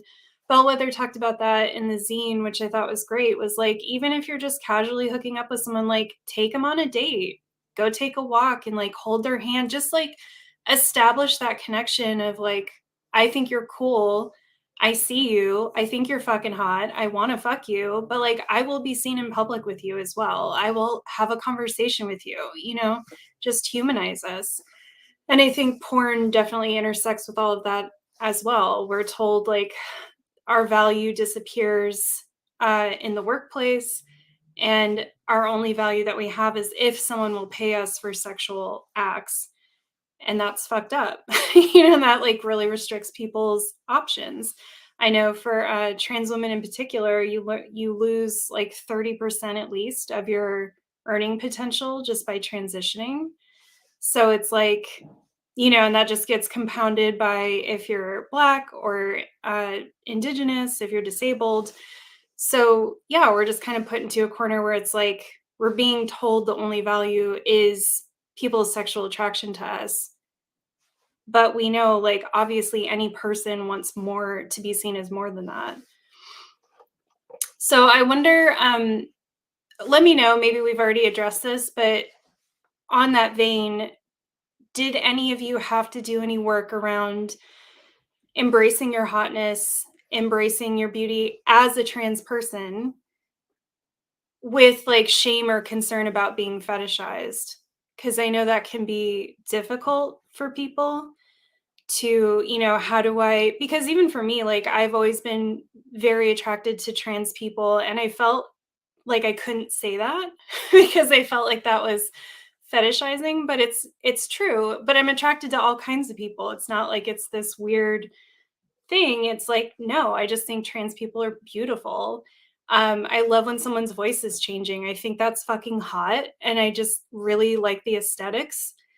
But it's a hard thing to talk about because I worry that someone will feel objectified when it's like, no, I just really love people, and I love what makes people people, and that's part of it. So did any of you have to do work around like saying, yeah, I'm fucking hot, but not worrying about being sexual and being seen as sexual by other people who might fetishize you?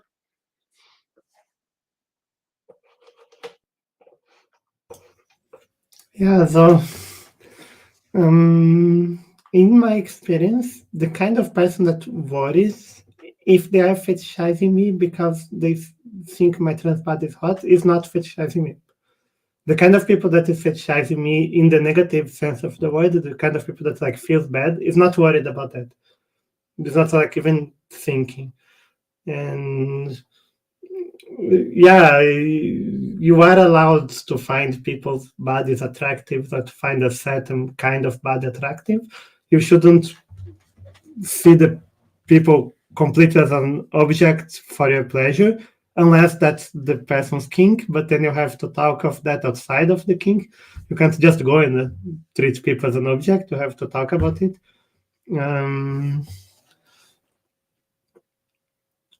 Yeah, I think for me, like in dealing with these people, the biggest problem for me was never being fetishized. It was always being like, how much work I have to do to be seen as a woman in the first place. And this like being seen as like a halfway thing that's not really a woman. That's not a good mood for me. For some people it is, for me it's not. So in the beginning, if you look at my early transition photos, I have a very different presentation than I have today. It took a long time for me to be like comfortable enough to appear in a camera like this. In the beginning, like I did a lot of voice training. I don't think I never can do anymore the level of feminist that I did at the beginning, but I could only speak in a very high register, very bright formants, and spend like hours looking at my formant curves to see how much my voice is changing, and only long hair, only the most femme clothes I could put, and wouldn't leave the house without 3 layers of makeup, and all of that was disconstructed mostly by being with other trans people, because with other trans people I could just go and say, hey, I'm a girl, and they're like, yeah, okay, fine, nice. And I don't have like to do any of this like work of performing femininity to have my identity respected.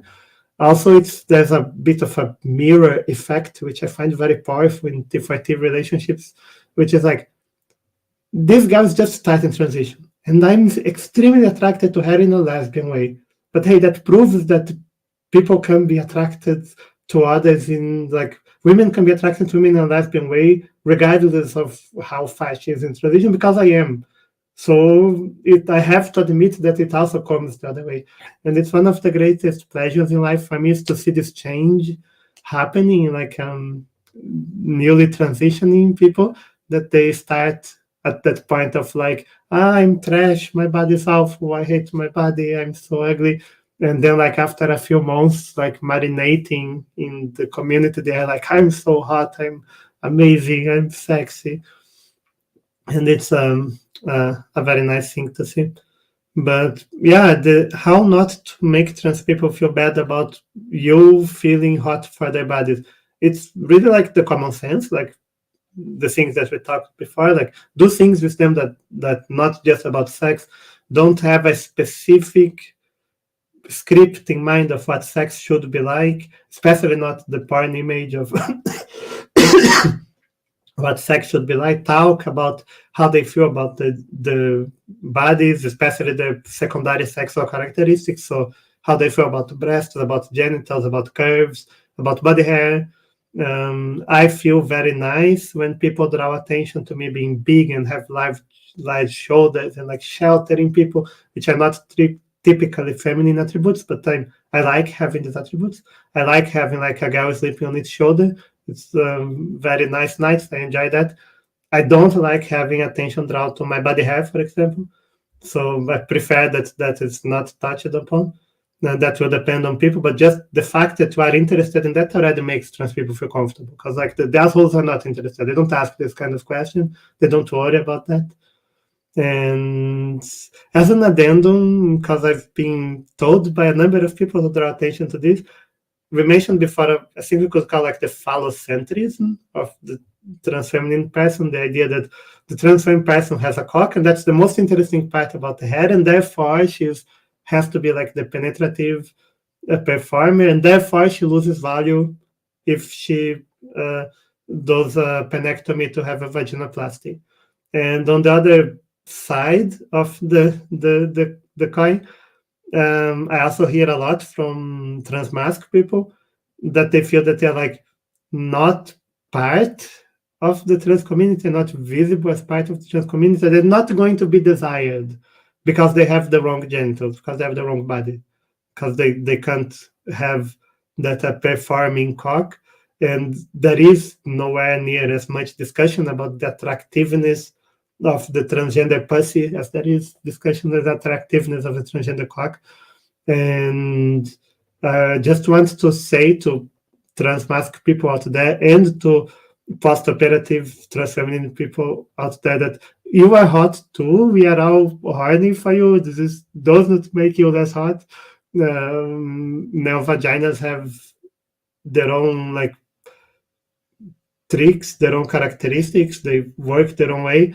Vagina under testosterone has its own characteristics, working in this way. This is all like very interesting, very fun to explore, and people are interested in you too. It's just that trans women with penises have been particularly commodified, so we are very visible in this like almost iconic role, but only for like the annoying people. The cool people are interested in your body too.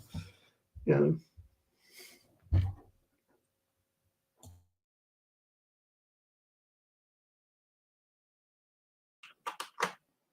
Anyone want to jump in? Yeah. So dealing with people who want to fetishize me, that's one of the things that like I like the least about being visibly femme is that, especially from like a distance read, I get fetishized as a woman, like, and I'm tall. I'm 6'5" and 200 pounds, so like tall and strong, and so I get that kind of like dudes who like to be intimidated by their women. I get that whole thing, and the other side of it is dudes who want to be topped by trans women, and I'm very not really into guys. As a rule, especially cis men.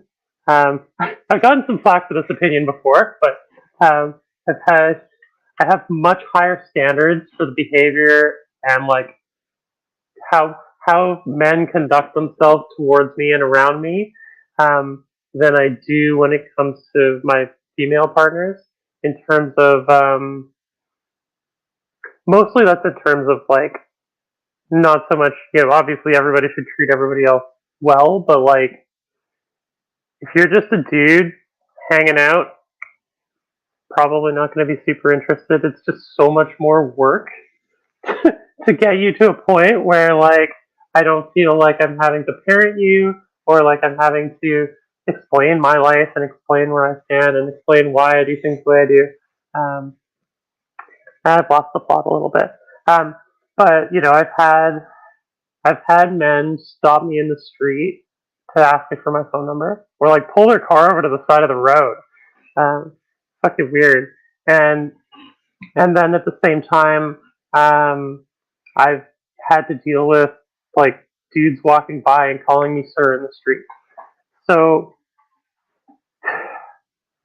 it's really hard to tell. I think a big, if you get a thick skin, but like a big part of it is You know, what is my relationship to somebody? Like, there are times when you can just wear, at least where I live, you can kind of wear your queerness as a bit of armor and be like, what are you bothering with me for? Or you just made yourself look like an asshole in public, and you don't have to worry as much about their feelings. You can just be like, you're a fool, and you have whatever feelings about yourself that you're not dealing with, and I'm not here to do that. You can't do that in every situation. It's not safe to do that in all situations. But also, you know, if there are relationships that you have to be a little bit more tactful in, for whatever reason. And so I said being in public while trans.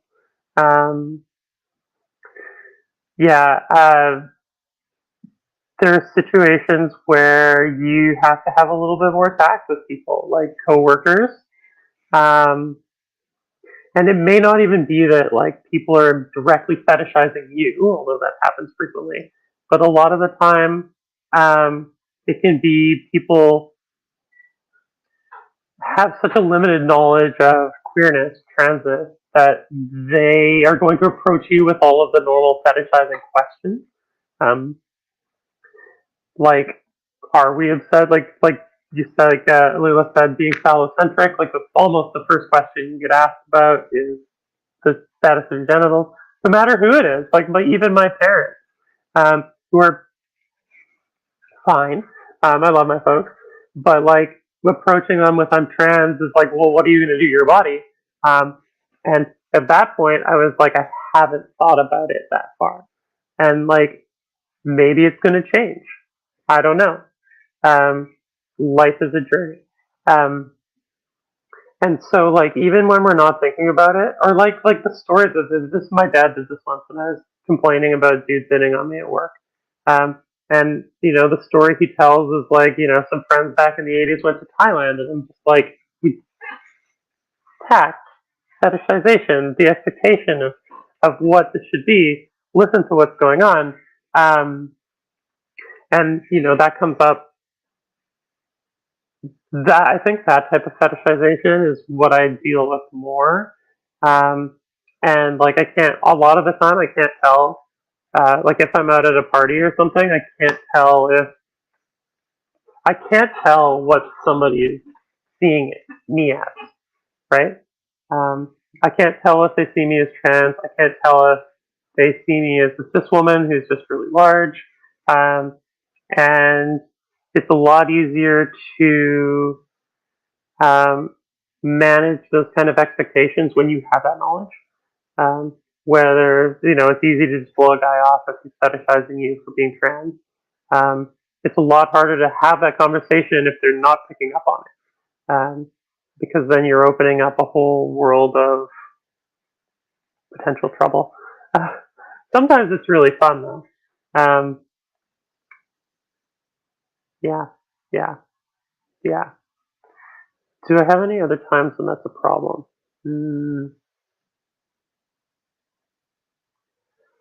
No, I have, but I have had. Well, I think this kind of goes back to being an object, right? I'm going to take the controversial stance of saying like it is okay to objectify people to a degree, with obviously consent being important. Like if I'm taking photos of myself that are intended to have you be attracted to me in an objective sort of way, they're there for a reason. Do your thing. There's consent involved. And if you're not, and if it's like, if you have to go as far as I don't want you to think about me that, I don't want you to consider me in that way. I don't want you to talk about me like that. I don't want you to call me that. I don't want you to treat me in that manner. I've been fortunate enough to not have had a lot of those kind of encounters that went anywhere, and not anybody I've been intimate with. But a lot of the time, of dealing with people on like a surface level or in like the everyday life kind of in the everyday life interactions that I've had, And, you know, I was, like I mentioned earlier, I was working in a bar, and I'd have people just like ask me for my number or give me their number a lot of the times. And a lot of times it was just like going straight in the garbage. Um, but then also every now and this is the side of it that I didn't think I was going to talk about, but every now and then you'll get like an egg, or you'll get somebody who hasn't started their transition or something, who will say something about, who will like try to get your attention, try to be like, either it's really cool to see somebody else doing this, which is okay, I just want to live my life a little bit of the time. It can be a little bit tiring doing that, but also you become an expert in the eyes of everybody else. Of what your experience is like and what it's like being trans. Like, I've only been doing this for 3-4 years. Been dealing with gender longer, but like we're all kind of groping in the dark a lot of the time. Yeah, I don't know if that was totally an answer to the question, but it was in the ballpark. Yeah, so now I've had a bit of time to sort of think about like what can people actually do to like make me not feel fetishized, or like not feel fetishized in a kind of manner that makes me feel less human. And really it's just, and this is something that some of you have also mentioned, really I think fundamentally it's just about having a feeling that, or having an experience of the person I'm interacting with not just wanting to interact with me for sex, but just generally like being, just like liking being around me, which is extremely basic, but also I've had so many experiences where I was like, it's not just like the other person doesn't really like me. I don't really know if I like the other person. We haven't really had a conversation, but we're just kind of here having sex. And I guess that works for some people. But for me, it's just, I don't know, it just like leaves me feeling like unsure about, I don't know, just not feeling great. And that goes, I think that's just not just a trans thing, that's just a general thing. Like, I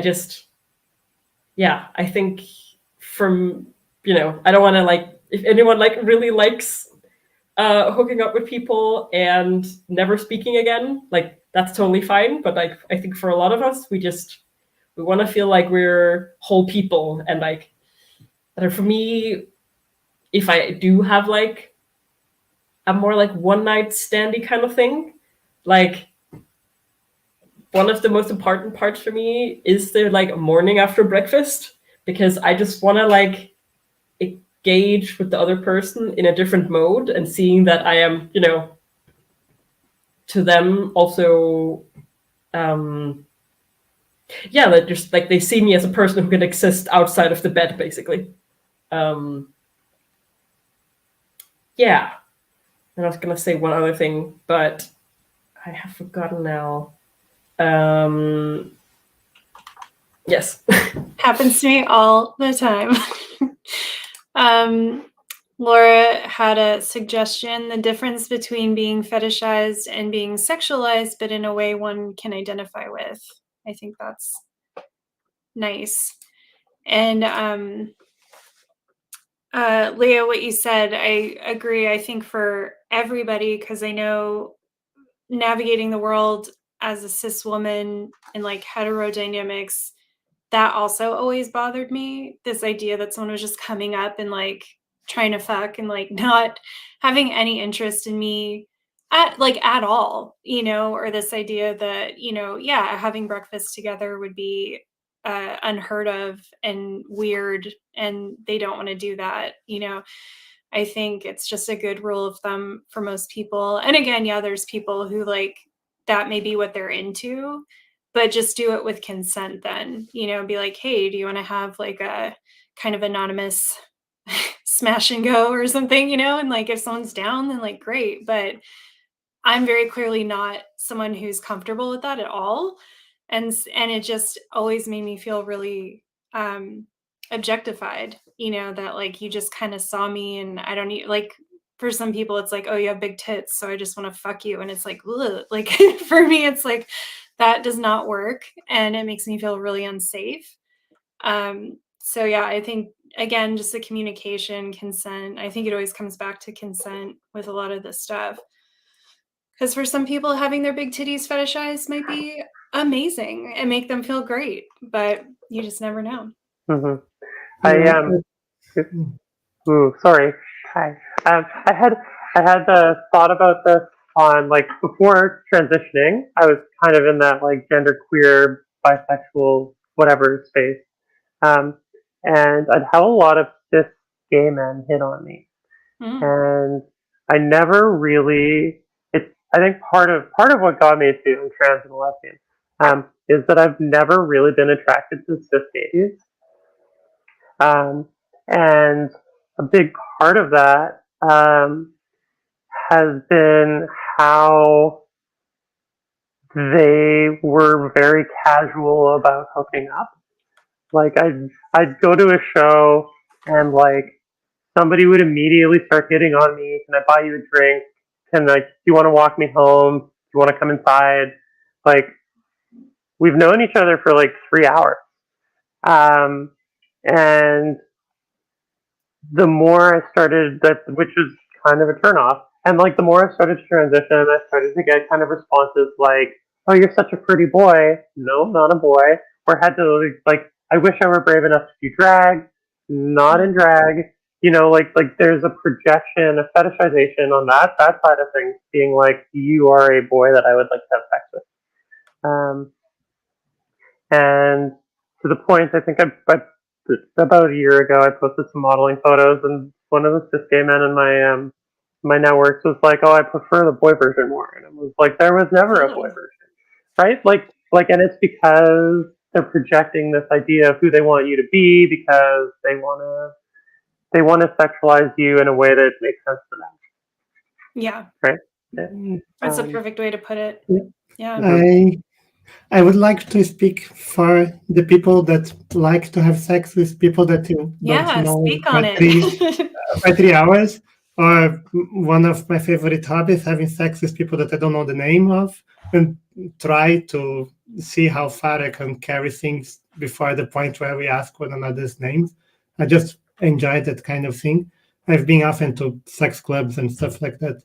I don't know how much I can say often, but I've been a few times in places that are like meant for casual anonymous sex. And the problem is like the lack of boundaries happens in the other direction too. There is a category of people that I like to call like functional lesbians, which is like women that are bisexual but stop dating men just because it's too much trouble. And I know at least 2 cis women that identify as complete sluts that like casual sex with no strings attached. And the problem is that the men attach the strings when you don't want them to attach the strings. So there's a lot of there's been experiences that are like I don't know. So this guy like has a objectification kink and discusses on fat life with an older guy that like she doesn't find attractive and is not interested in personally and wants to hook up and have sex and wants to like be used and be called names, and that's her kink. And they do that, and she has like a great time, and they says goodbye then, see you. And she doesn't really want to see the guy again. But the guy takes that as like, okay, we are in a relationship now. And so he starts like writing her, when are you going to see again? You belong to me. And like starts imposing like other forms of kink that they had not discussed, and like assumes that it's like her dom now and she doesn't want a dom guy. So she just says, no, I don't want to have anything more with you. It was just that. I just like one night stand. And then suddenly the guy is passing in front of her house with his car, and she never gave him her address. So this kind of thing is reported to me by like hypersexual women that men will often say that they want casual sex or are in just for sex, but when you are actually in just for sex, it turns out not to be just for sex. It turns out that sex was not sex.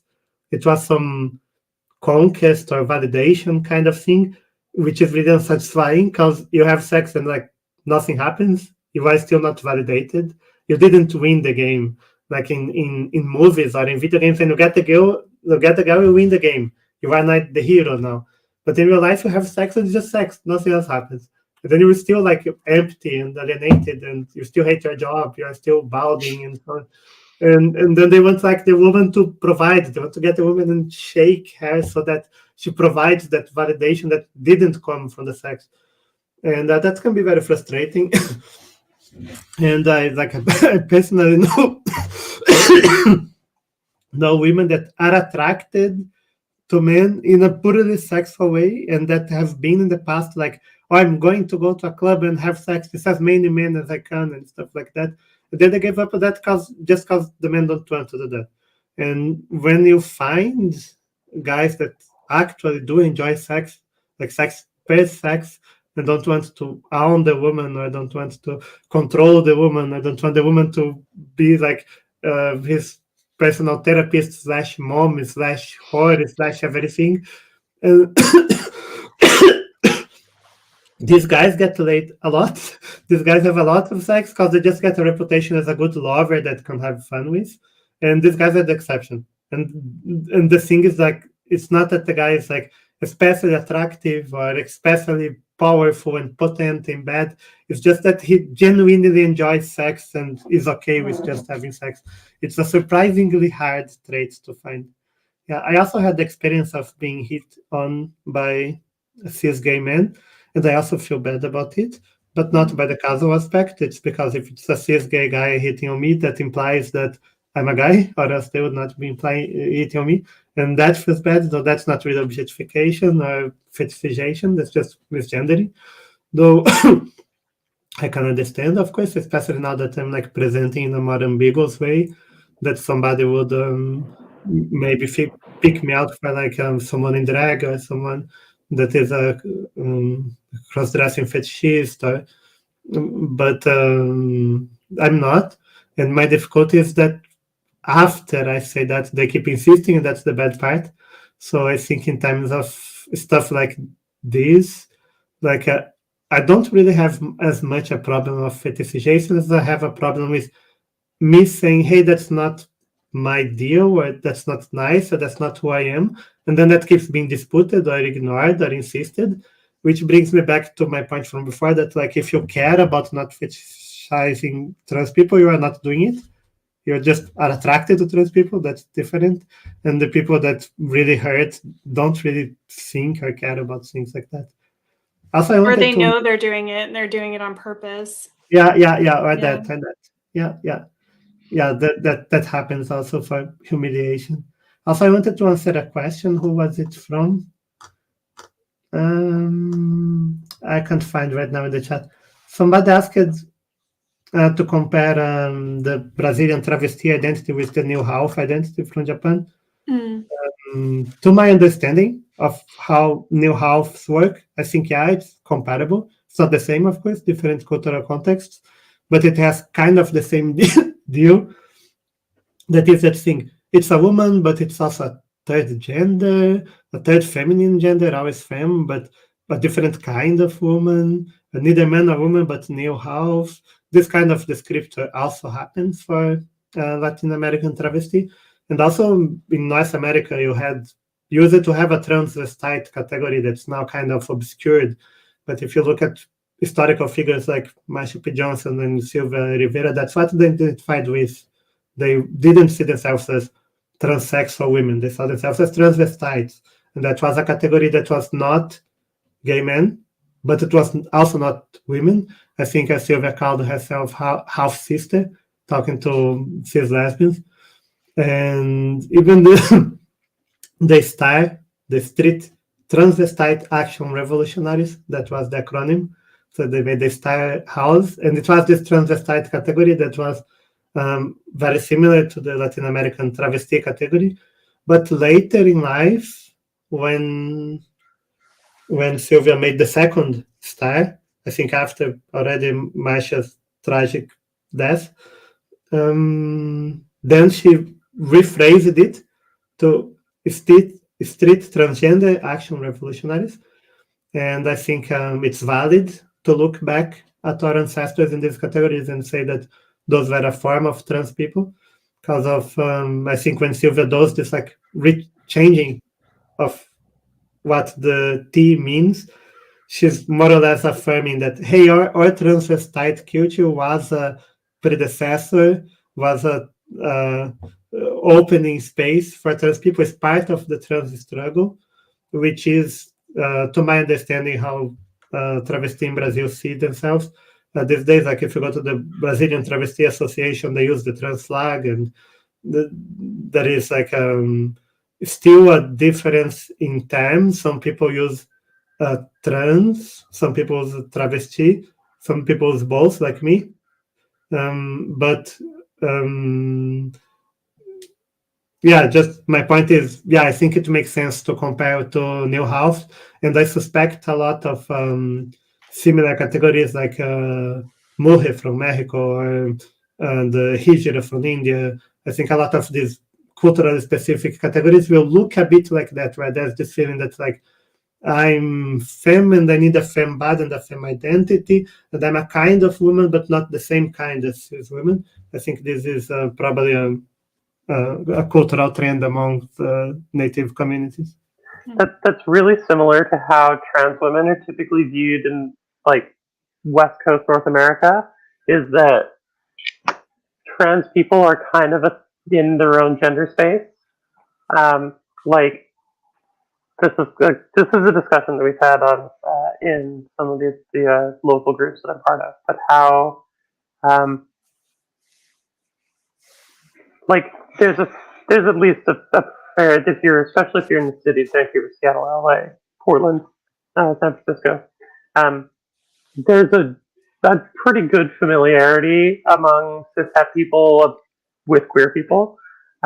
Typically, we're still entertainers, like we still fill that role in society of like support or entertainment or whatever, customer service. But by and large, people are pretty accepting of yeah, sure, you're a woman, you can use the facilities or whatever, we don't give a fuck. But they will act weird if you start to flirt with them. They'll start to they have this, you have been sorted not into one of the two gender boxes. We have a third little gender box for you where you and all the other queer people can kind of hang out, and that's cool. But we don't really necessarily interact with you like we interact with the other people, which is a thing. But I'd rather have like the kind of general acceptance of queerness than not anything at all.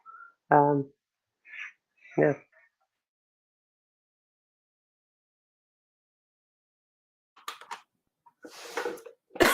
Well, I know we've been going for quite a long time. The one topic we haven't touched on that I want to make sure we talk about today before we close out is how did we word it? The intersections between neurodivergence and trans identity. This is something I've talked a lot about in a lot of my work. I actually technically identify as Autigender as well as agender myself. So I would love to have this conversation. How do you feel neurodivergence and trans identity intersect? How does it impact the way that you navigate the world around your gender, etc.? Yeah, so I can start. I don't know how to like tell where my gender ends and where my like autism begins. And I don't really think that that's how humans work. I think it can be helpful to kind of categorize the feelings that we have into like neat boxes in order to like, deal with like one at a time instead of just having this like big mess. But in the end, I feel like it is like a practical oversimplification, at least in my case. I realized that, I realized I was autistic before I realized I was trans. But like, kind of once I realized that I was autistic, it felt like, it kind of felt like a part of the same process in a way, because for me, kind of my experience with gender is like fundamentally experience of like being confused by the world and just kind of wanting to exist. And like sometimes I'll have conversations with kind of like old school feminists who'll be like, oh, but like, can't you just exist as a woman? And I'm like, sure. Like, I'm sure for a lot of people, finding a way of like being confused by the concept of gender and then making like the gender of woman fits that experience somewhat might be the way to kind of feel like liberated. But for me, I had to completely like shit that. And I think it's like, as a non-binary person, my experience is probably a bit different from like some of like you all's experiences. But like, I feel like for me it was a lot about like knowing what I wasn't, or like kind of knowing that like the role of woman did not like bring me joy, and I needed to like figure something else out. And then in my like journey of trying to discover what I was, I found nothing, and I just found, well, I am, and these are things that like make me happy. Like having a flat chest makes me happy, and I guess I don't know what that means, but like I don't know what a lot of things mean. Like people's categories confuse me, but like they bring joy to you. So like if you enjoy them, keep going, keep doing what you're doing. Good for you. But yes. So in short, my autism is a lot about not really understanding what's going on in the world and just kind of wanting to exist. And that's also kind of what my gender is about. Just not really understanding what's going on with like other people's genders, and just finding solace in this like nebulous space of, I don't know, I'm just hot and cute and I exist, and I don't know, let's figure out what that means.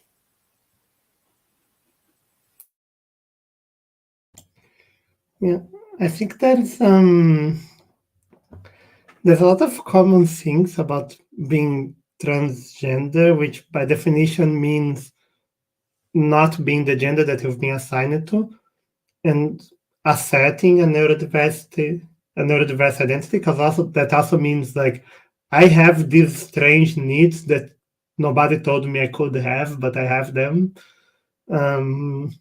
Like I need to not have facial hair, and I don't know myself why I need that, and it's important for me even if you don't believe me. And that's a lot similar to say I need to have silence even if I don't understand why, and even if I don't know why it's so hard for me to call on the telephone, but it is. And I don't need to have silence. I'm just talking as an example, but having trouble talking on the telephone is a problem that I have. So like it's very difficult for me to talk on the telephone. I don't understand why, but it is. That's a very similar feeling to I put a jacket that's coded femme and I feel good, and I remove it and I put one that's coded mask and I don't feel good anymore. And I can't explain why. This is completely silly because the gendering of products is put it arbitrarily. My first femme jacket that I like bravely dared to put when I moved to Germany was a fluffy black. I still have it, fluffy black one now, like glorious like this. And why is something that's like hairy and black the femme one? Like if it's an analogy with hormones, theoretically that should be the mask one because it's like the hairy jacket, but it's conventionally the feminine jacket. But I don't know why, but I feel it really strongly. It's more effective than all the antidepressants that I tried before. put a femme jacket, I feel better. It's like a magic trick. And that's kind of weird, and it's similar to finding like a neurodiversity label, finding a gender label, or just accepting it generally that I'm like not the way that I was told I should be. There's somebody, Paul V here, who said people are talking on the chat about if they found out they were trans first or found out they were neurodiv first. And Paul said, although the feeling of otherness came in pretty early for both. And I think that's how I felt. Also, like, first I was like, weird, something was going on. I thought I was gay, but I didn't like boys. But actually I like boys, but only when they're like very feminine. But I like to dress like a woman, but I feel horny about it, so I'm not a real trans woman. So I can't transition. That's such a shame. I wish I could transition, but I can't because I'm not trans. Like, I spend a lot of time in this kind of pattern of thinking, which is a lot like, why do I feel like so much difficulty doing routine tasks that everybody does? And I'm diagnosed ADHD, so just 6 months to fill a form, and then I just fill the form and I feel silly because it took 10 minutes to do silly. Why do I care so much about this form? But it's the same reason I care so much about having facial hair. It is there. It's a thing that I found in my feelings. And that also reflects on how you interact with other people, which is why like I'm always with queer people in my like social relationships that I can choose to be in, because I developed some empathy about that. Like, I can't imagine what is the feeling of wanting to have hair on your chest, for example. But I want to not have hair on my chest. I can just like invert that and think, oh, this good way that I feel, the good way that I feel when people call me like lady or she or mom, this person feels when they are not gendered at all. So I will not gender them at all to bring the same feeling that I have. It's like very easy to transfer. And I think in terms of a neurodiversity, about mostly everybody that I know in my trans bubble has this pattern of neurodiversity that's like, doesn't like crowds, doesn't like overstimulation, doesn't like noises, and I'm the opposite. I don't like silence. I always feel like I'm in a cemetery here in Germany. It's a very quiet country. I don't like being alone. I like being around people. I like being touched. I like strangers touching me. I like crowds and parties and music. It's carnival right now. I'm not in Brazil. It's like it's painful not being in Brazilian carnival. And so it's like opposite feelings from most neurodiverse people that I know. But when I say that, it's like what I mentioned before, like I can be wearing jeans and a t-shirt and talk with my deepest voice. Hey, I'm a girl actually. And people just take it, they just believe me. And they're not just telling it to whom I mean, but they believe me because they understand what being a girl is. And they understand it has not to do with like chromosomes or the pitch of her voice or whatever. So it's just like a feeling of trust that like, finally I can like just be taken for who I am. And in the same way, if I say, hey, I thought I was an introvert, like for the first half of my life, but turns out that I just didn't like doing the male role. And as soon as I had the female role accessible to me, I actually like talking to people a lot. And like I really like talking to strangers and stuff. And then people are just like people that hate talking to strangers, that hate like extroversion, like for themselves. They'll just be, oh, that's neat, that's cool. Oh, I can find an opportunity for you for that. You should go talk to the trans-sex panel, like I was recommended here. You can like talking a lot, you will have a good time and stuff. So this ability to project, like somebody has a neurodiversity that's not yours, but that's how they must feel. If you're already been through that skepticism over who you are, then you can easily believe other people when they say they are that way without demanding an explanation as to why. Because I don't have an explanation as to why I am the way that I am. So whatever. If you tell me that you are actually you identify as a doll and not as a human being, and please don't call me a human being, but that's cool. that's what can I do to doll you up? It's like, do I just call you doll, or can we like dress you up with doll like garments? Like, I know like a shop that has some doll like stuff. Like, just run with it. The world is so much fun, so much more fun if you do that. I have an interesting experience with neurodivergence. I am not diagnosed, and I don't know how much I identify with any particular one. But in retrospect, I've had most of my friends and partners now are somewhere on ADHD or autism, and many of my friends, looking back over my like high school and elementary school, have been, and I was one of the weird kids, but this was also the 90s where like, you know, diagnoses were really handed out very frequently and nobody really knew what was going on. So that's made me have to come like to get to this point and just like reconsider a lot of things about myself. But talking to my mom about it, for example, she would, and I brought it up to her, and she'd be like, "You're just accepting of other people." I think everybody missed something. But it's been interesting to see the overlap. I am sure that I've run into. I'm sure that I've run into neurotypical trans people, and so it's not like we're not like a conglomerate or anything, but yeah, I run into a lot of. I'll start making friends with somebody who is trans, and then they'll go, "Oh, by the way, I'm autistic. I have ADHD." And I'll be like, "Okay, sweet. I know how to deal with that. I know how to deal with that. I've done this before." And if it was part of my development, like I've been dealing with, I started cross-dressing, and one of my first sexual experiences was way too young on the internet as a female character in an RPG. And I think Paul mentioned masking in terms of like you do the same thing for gender when you're in the closet. You do a lot of like behavioral work of pretending to be normal. And I did a YouTube video last 2021 called Finding Your Voice, which is talking about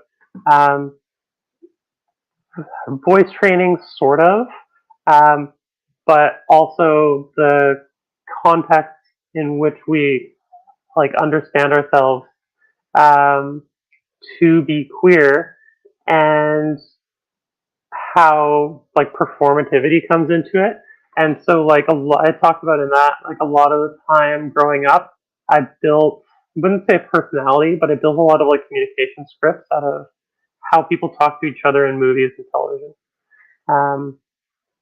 Because you can do that with cis people. You can be the person who just quotes shit, and they'll be like, "Oh, haha, that's funny. You're from a movie. You remember stuff really well." But if you go, "I don't know how to communicate. I don't know what words to use," things break down really quickly. And that was one of those things in that specific video. That was one of those things that, like, when transitioning, it made it really easy to put on different roles to see how they felt, and then take them off again if they didn't work, or take aspects of them with me and like these things if they didn't work. And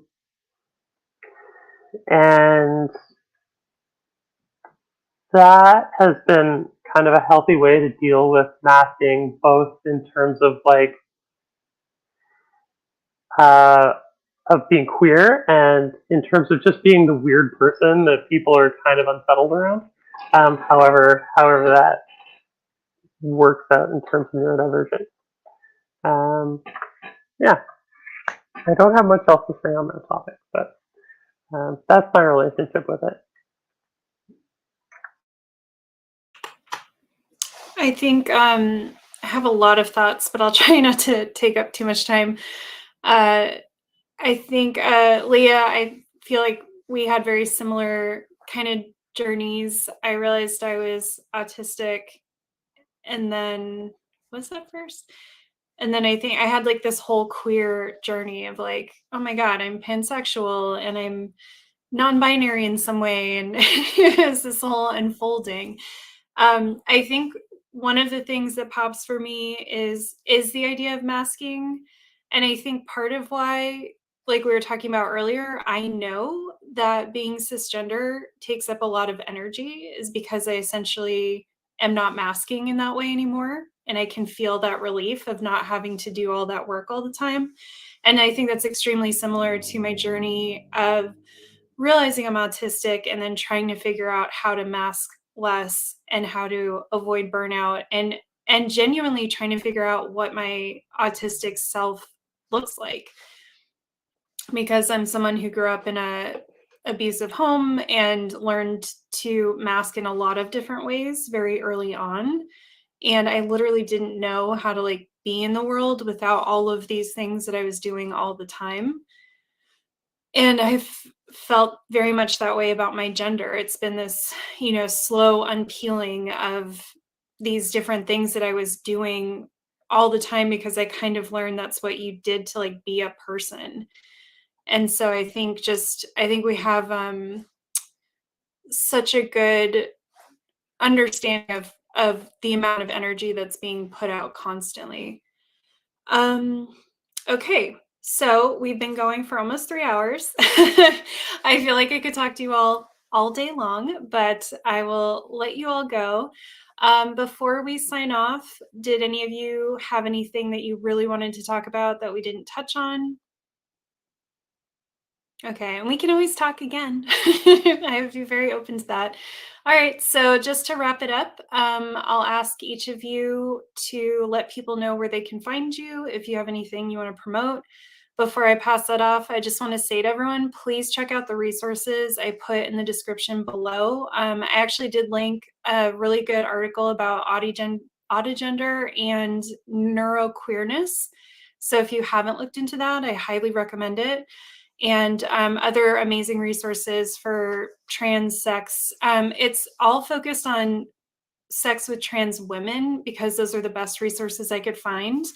But hopefully that we can, maybe that inspires us to create other resources in the future. So Leah, I'll start with you because I know you need to drop off. Do you want to let people know where they can find you? Yes, so I'm not a very social media person, but I have a blog, and How retro. I know. I just yeah. So you can find that by in the description. There should be a link to my link tree. Mhm. There you can also find a contact form. Again, very retro. If you like really want to talk to me, because I don't have comments like enabled on my blog because I just like the space where I just like throw out words and then people can like think about them if they want to, but like I don't need to know. Anyways, but yes, go to my blog. And yeah, I think that's all you need to know about me. I've had a really nice time. Thank you so much. I'm gonna go because I am very tired. I'm sure. Thank you so much. Bye. Yes, bye. Elilla, you didn't. I didn't see any links from you, but do you have anything that you want to promote or where you'd like people to connect with you if they want to be buddies? Yeah, I'm purposely not linking anything because if there's one thing that I learned from Mastodon is that social networks work well when they are not very big or when your network of contacts not very big. People who use Mastodon can probably find myself there. You know how to find people, just to look for me. Instead of promoting any of like my stuff, I would like to promote donate money to the Kurdish Red Cross right now. That it has nothing to do with this discussion, but that earthquake in Turkey and Syria was really devastating. It's really bad. There's a lot of good people there that are needing support, and especially if you're in a country that the currencies, the euro or the dollar, because of differences in purchasing power, the money of your country is worth a lot there, and a lot of money that goes to the Turkish government doesn't really hit the people. So I really recommend the Kurdish Red Cross. That's the hehe institution. If you can't donate money, then try to like paste this in your social medias, make campaigns. It makes a lot of difference right now. It's a historical moment. It's the worst earthquake in history in the area. People that have been done dirty by the governments. Just help people there right now. It's a bigger humanitarian crisis than the Western media is talking about. Well, thank you. And I'll try to find a good link and put that in the description for anyone who's interested. So yeah, please do that if you can. And Foxx, last but certainly not least, where can people find you? I am on social media, sort of, in a professional capacity. I don't spend a lot of time there, but you can contact me. I think my link tree is on here. So I'm on Facebook, I'm on Twitter. I have a YouTube channel, which I update not as nearly as often as I should, but there's a couple videos a year. And I also, Foxtails, Foxxtales. And mostly I talk about queer stuff now, but there's also like politics and fiction. I'm really interested in storytelling. I'm a fiction writer, so that's the other thing in my link that you can find. There's a novella that I wrote that's part of a collection that I put together with some of the queer writers that out for a couple of years. You can get on Amazon, or if you don't want to deal with Amazon, you can contact me and I can get you a digital copy. And it's queer stories by queer people, and there's some queer sex in them too, which is a little bit fun. And yeah, that's how to get a hold of me. And I think I'm going to reiterate, like, for people who have the resources now, there's a lot of things happening in the world where your support is needed. And I'm pretty comfortable. So if you're in a position to be helping people, help people who need it. Yeah. Well, thank you both so much. This was wonderful. I feel like, this is the kind of content we need lots of, just people connecting and talking about their experiences. I want to thank everyone who watched live. We had a really active chat, which I always love to see. That makes it super fun to be doing this with a live audience. And thank you to any of you who are watching the replay. You are also loved. All right, we will see you all on the next one.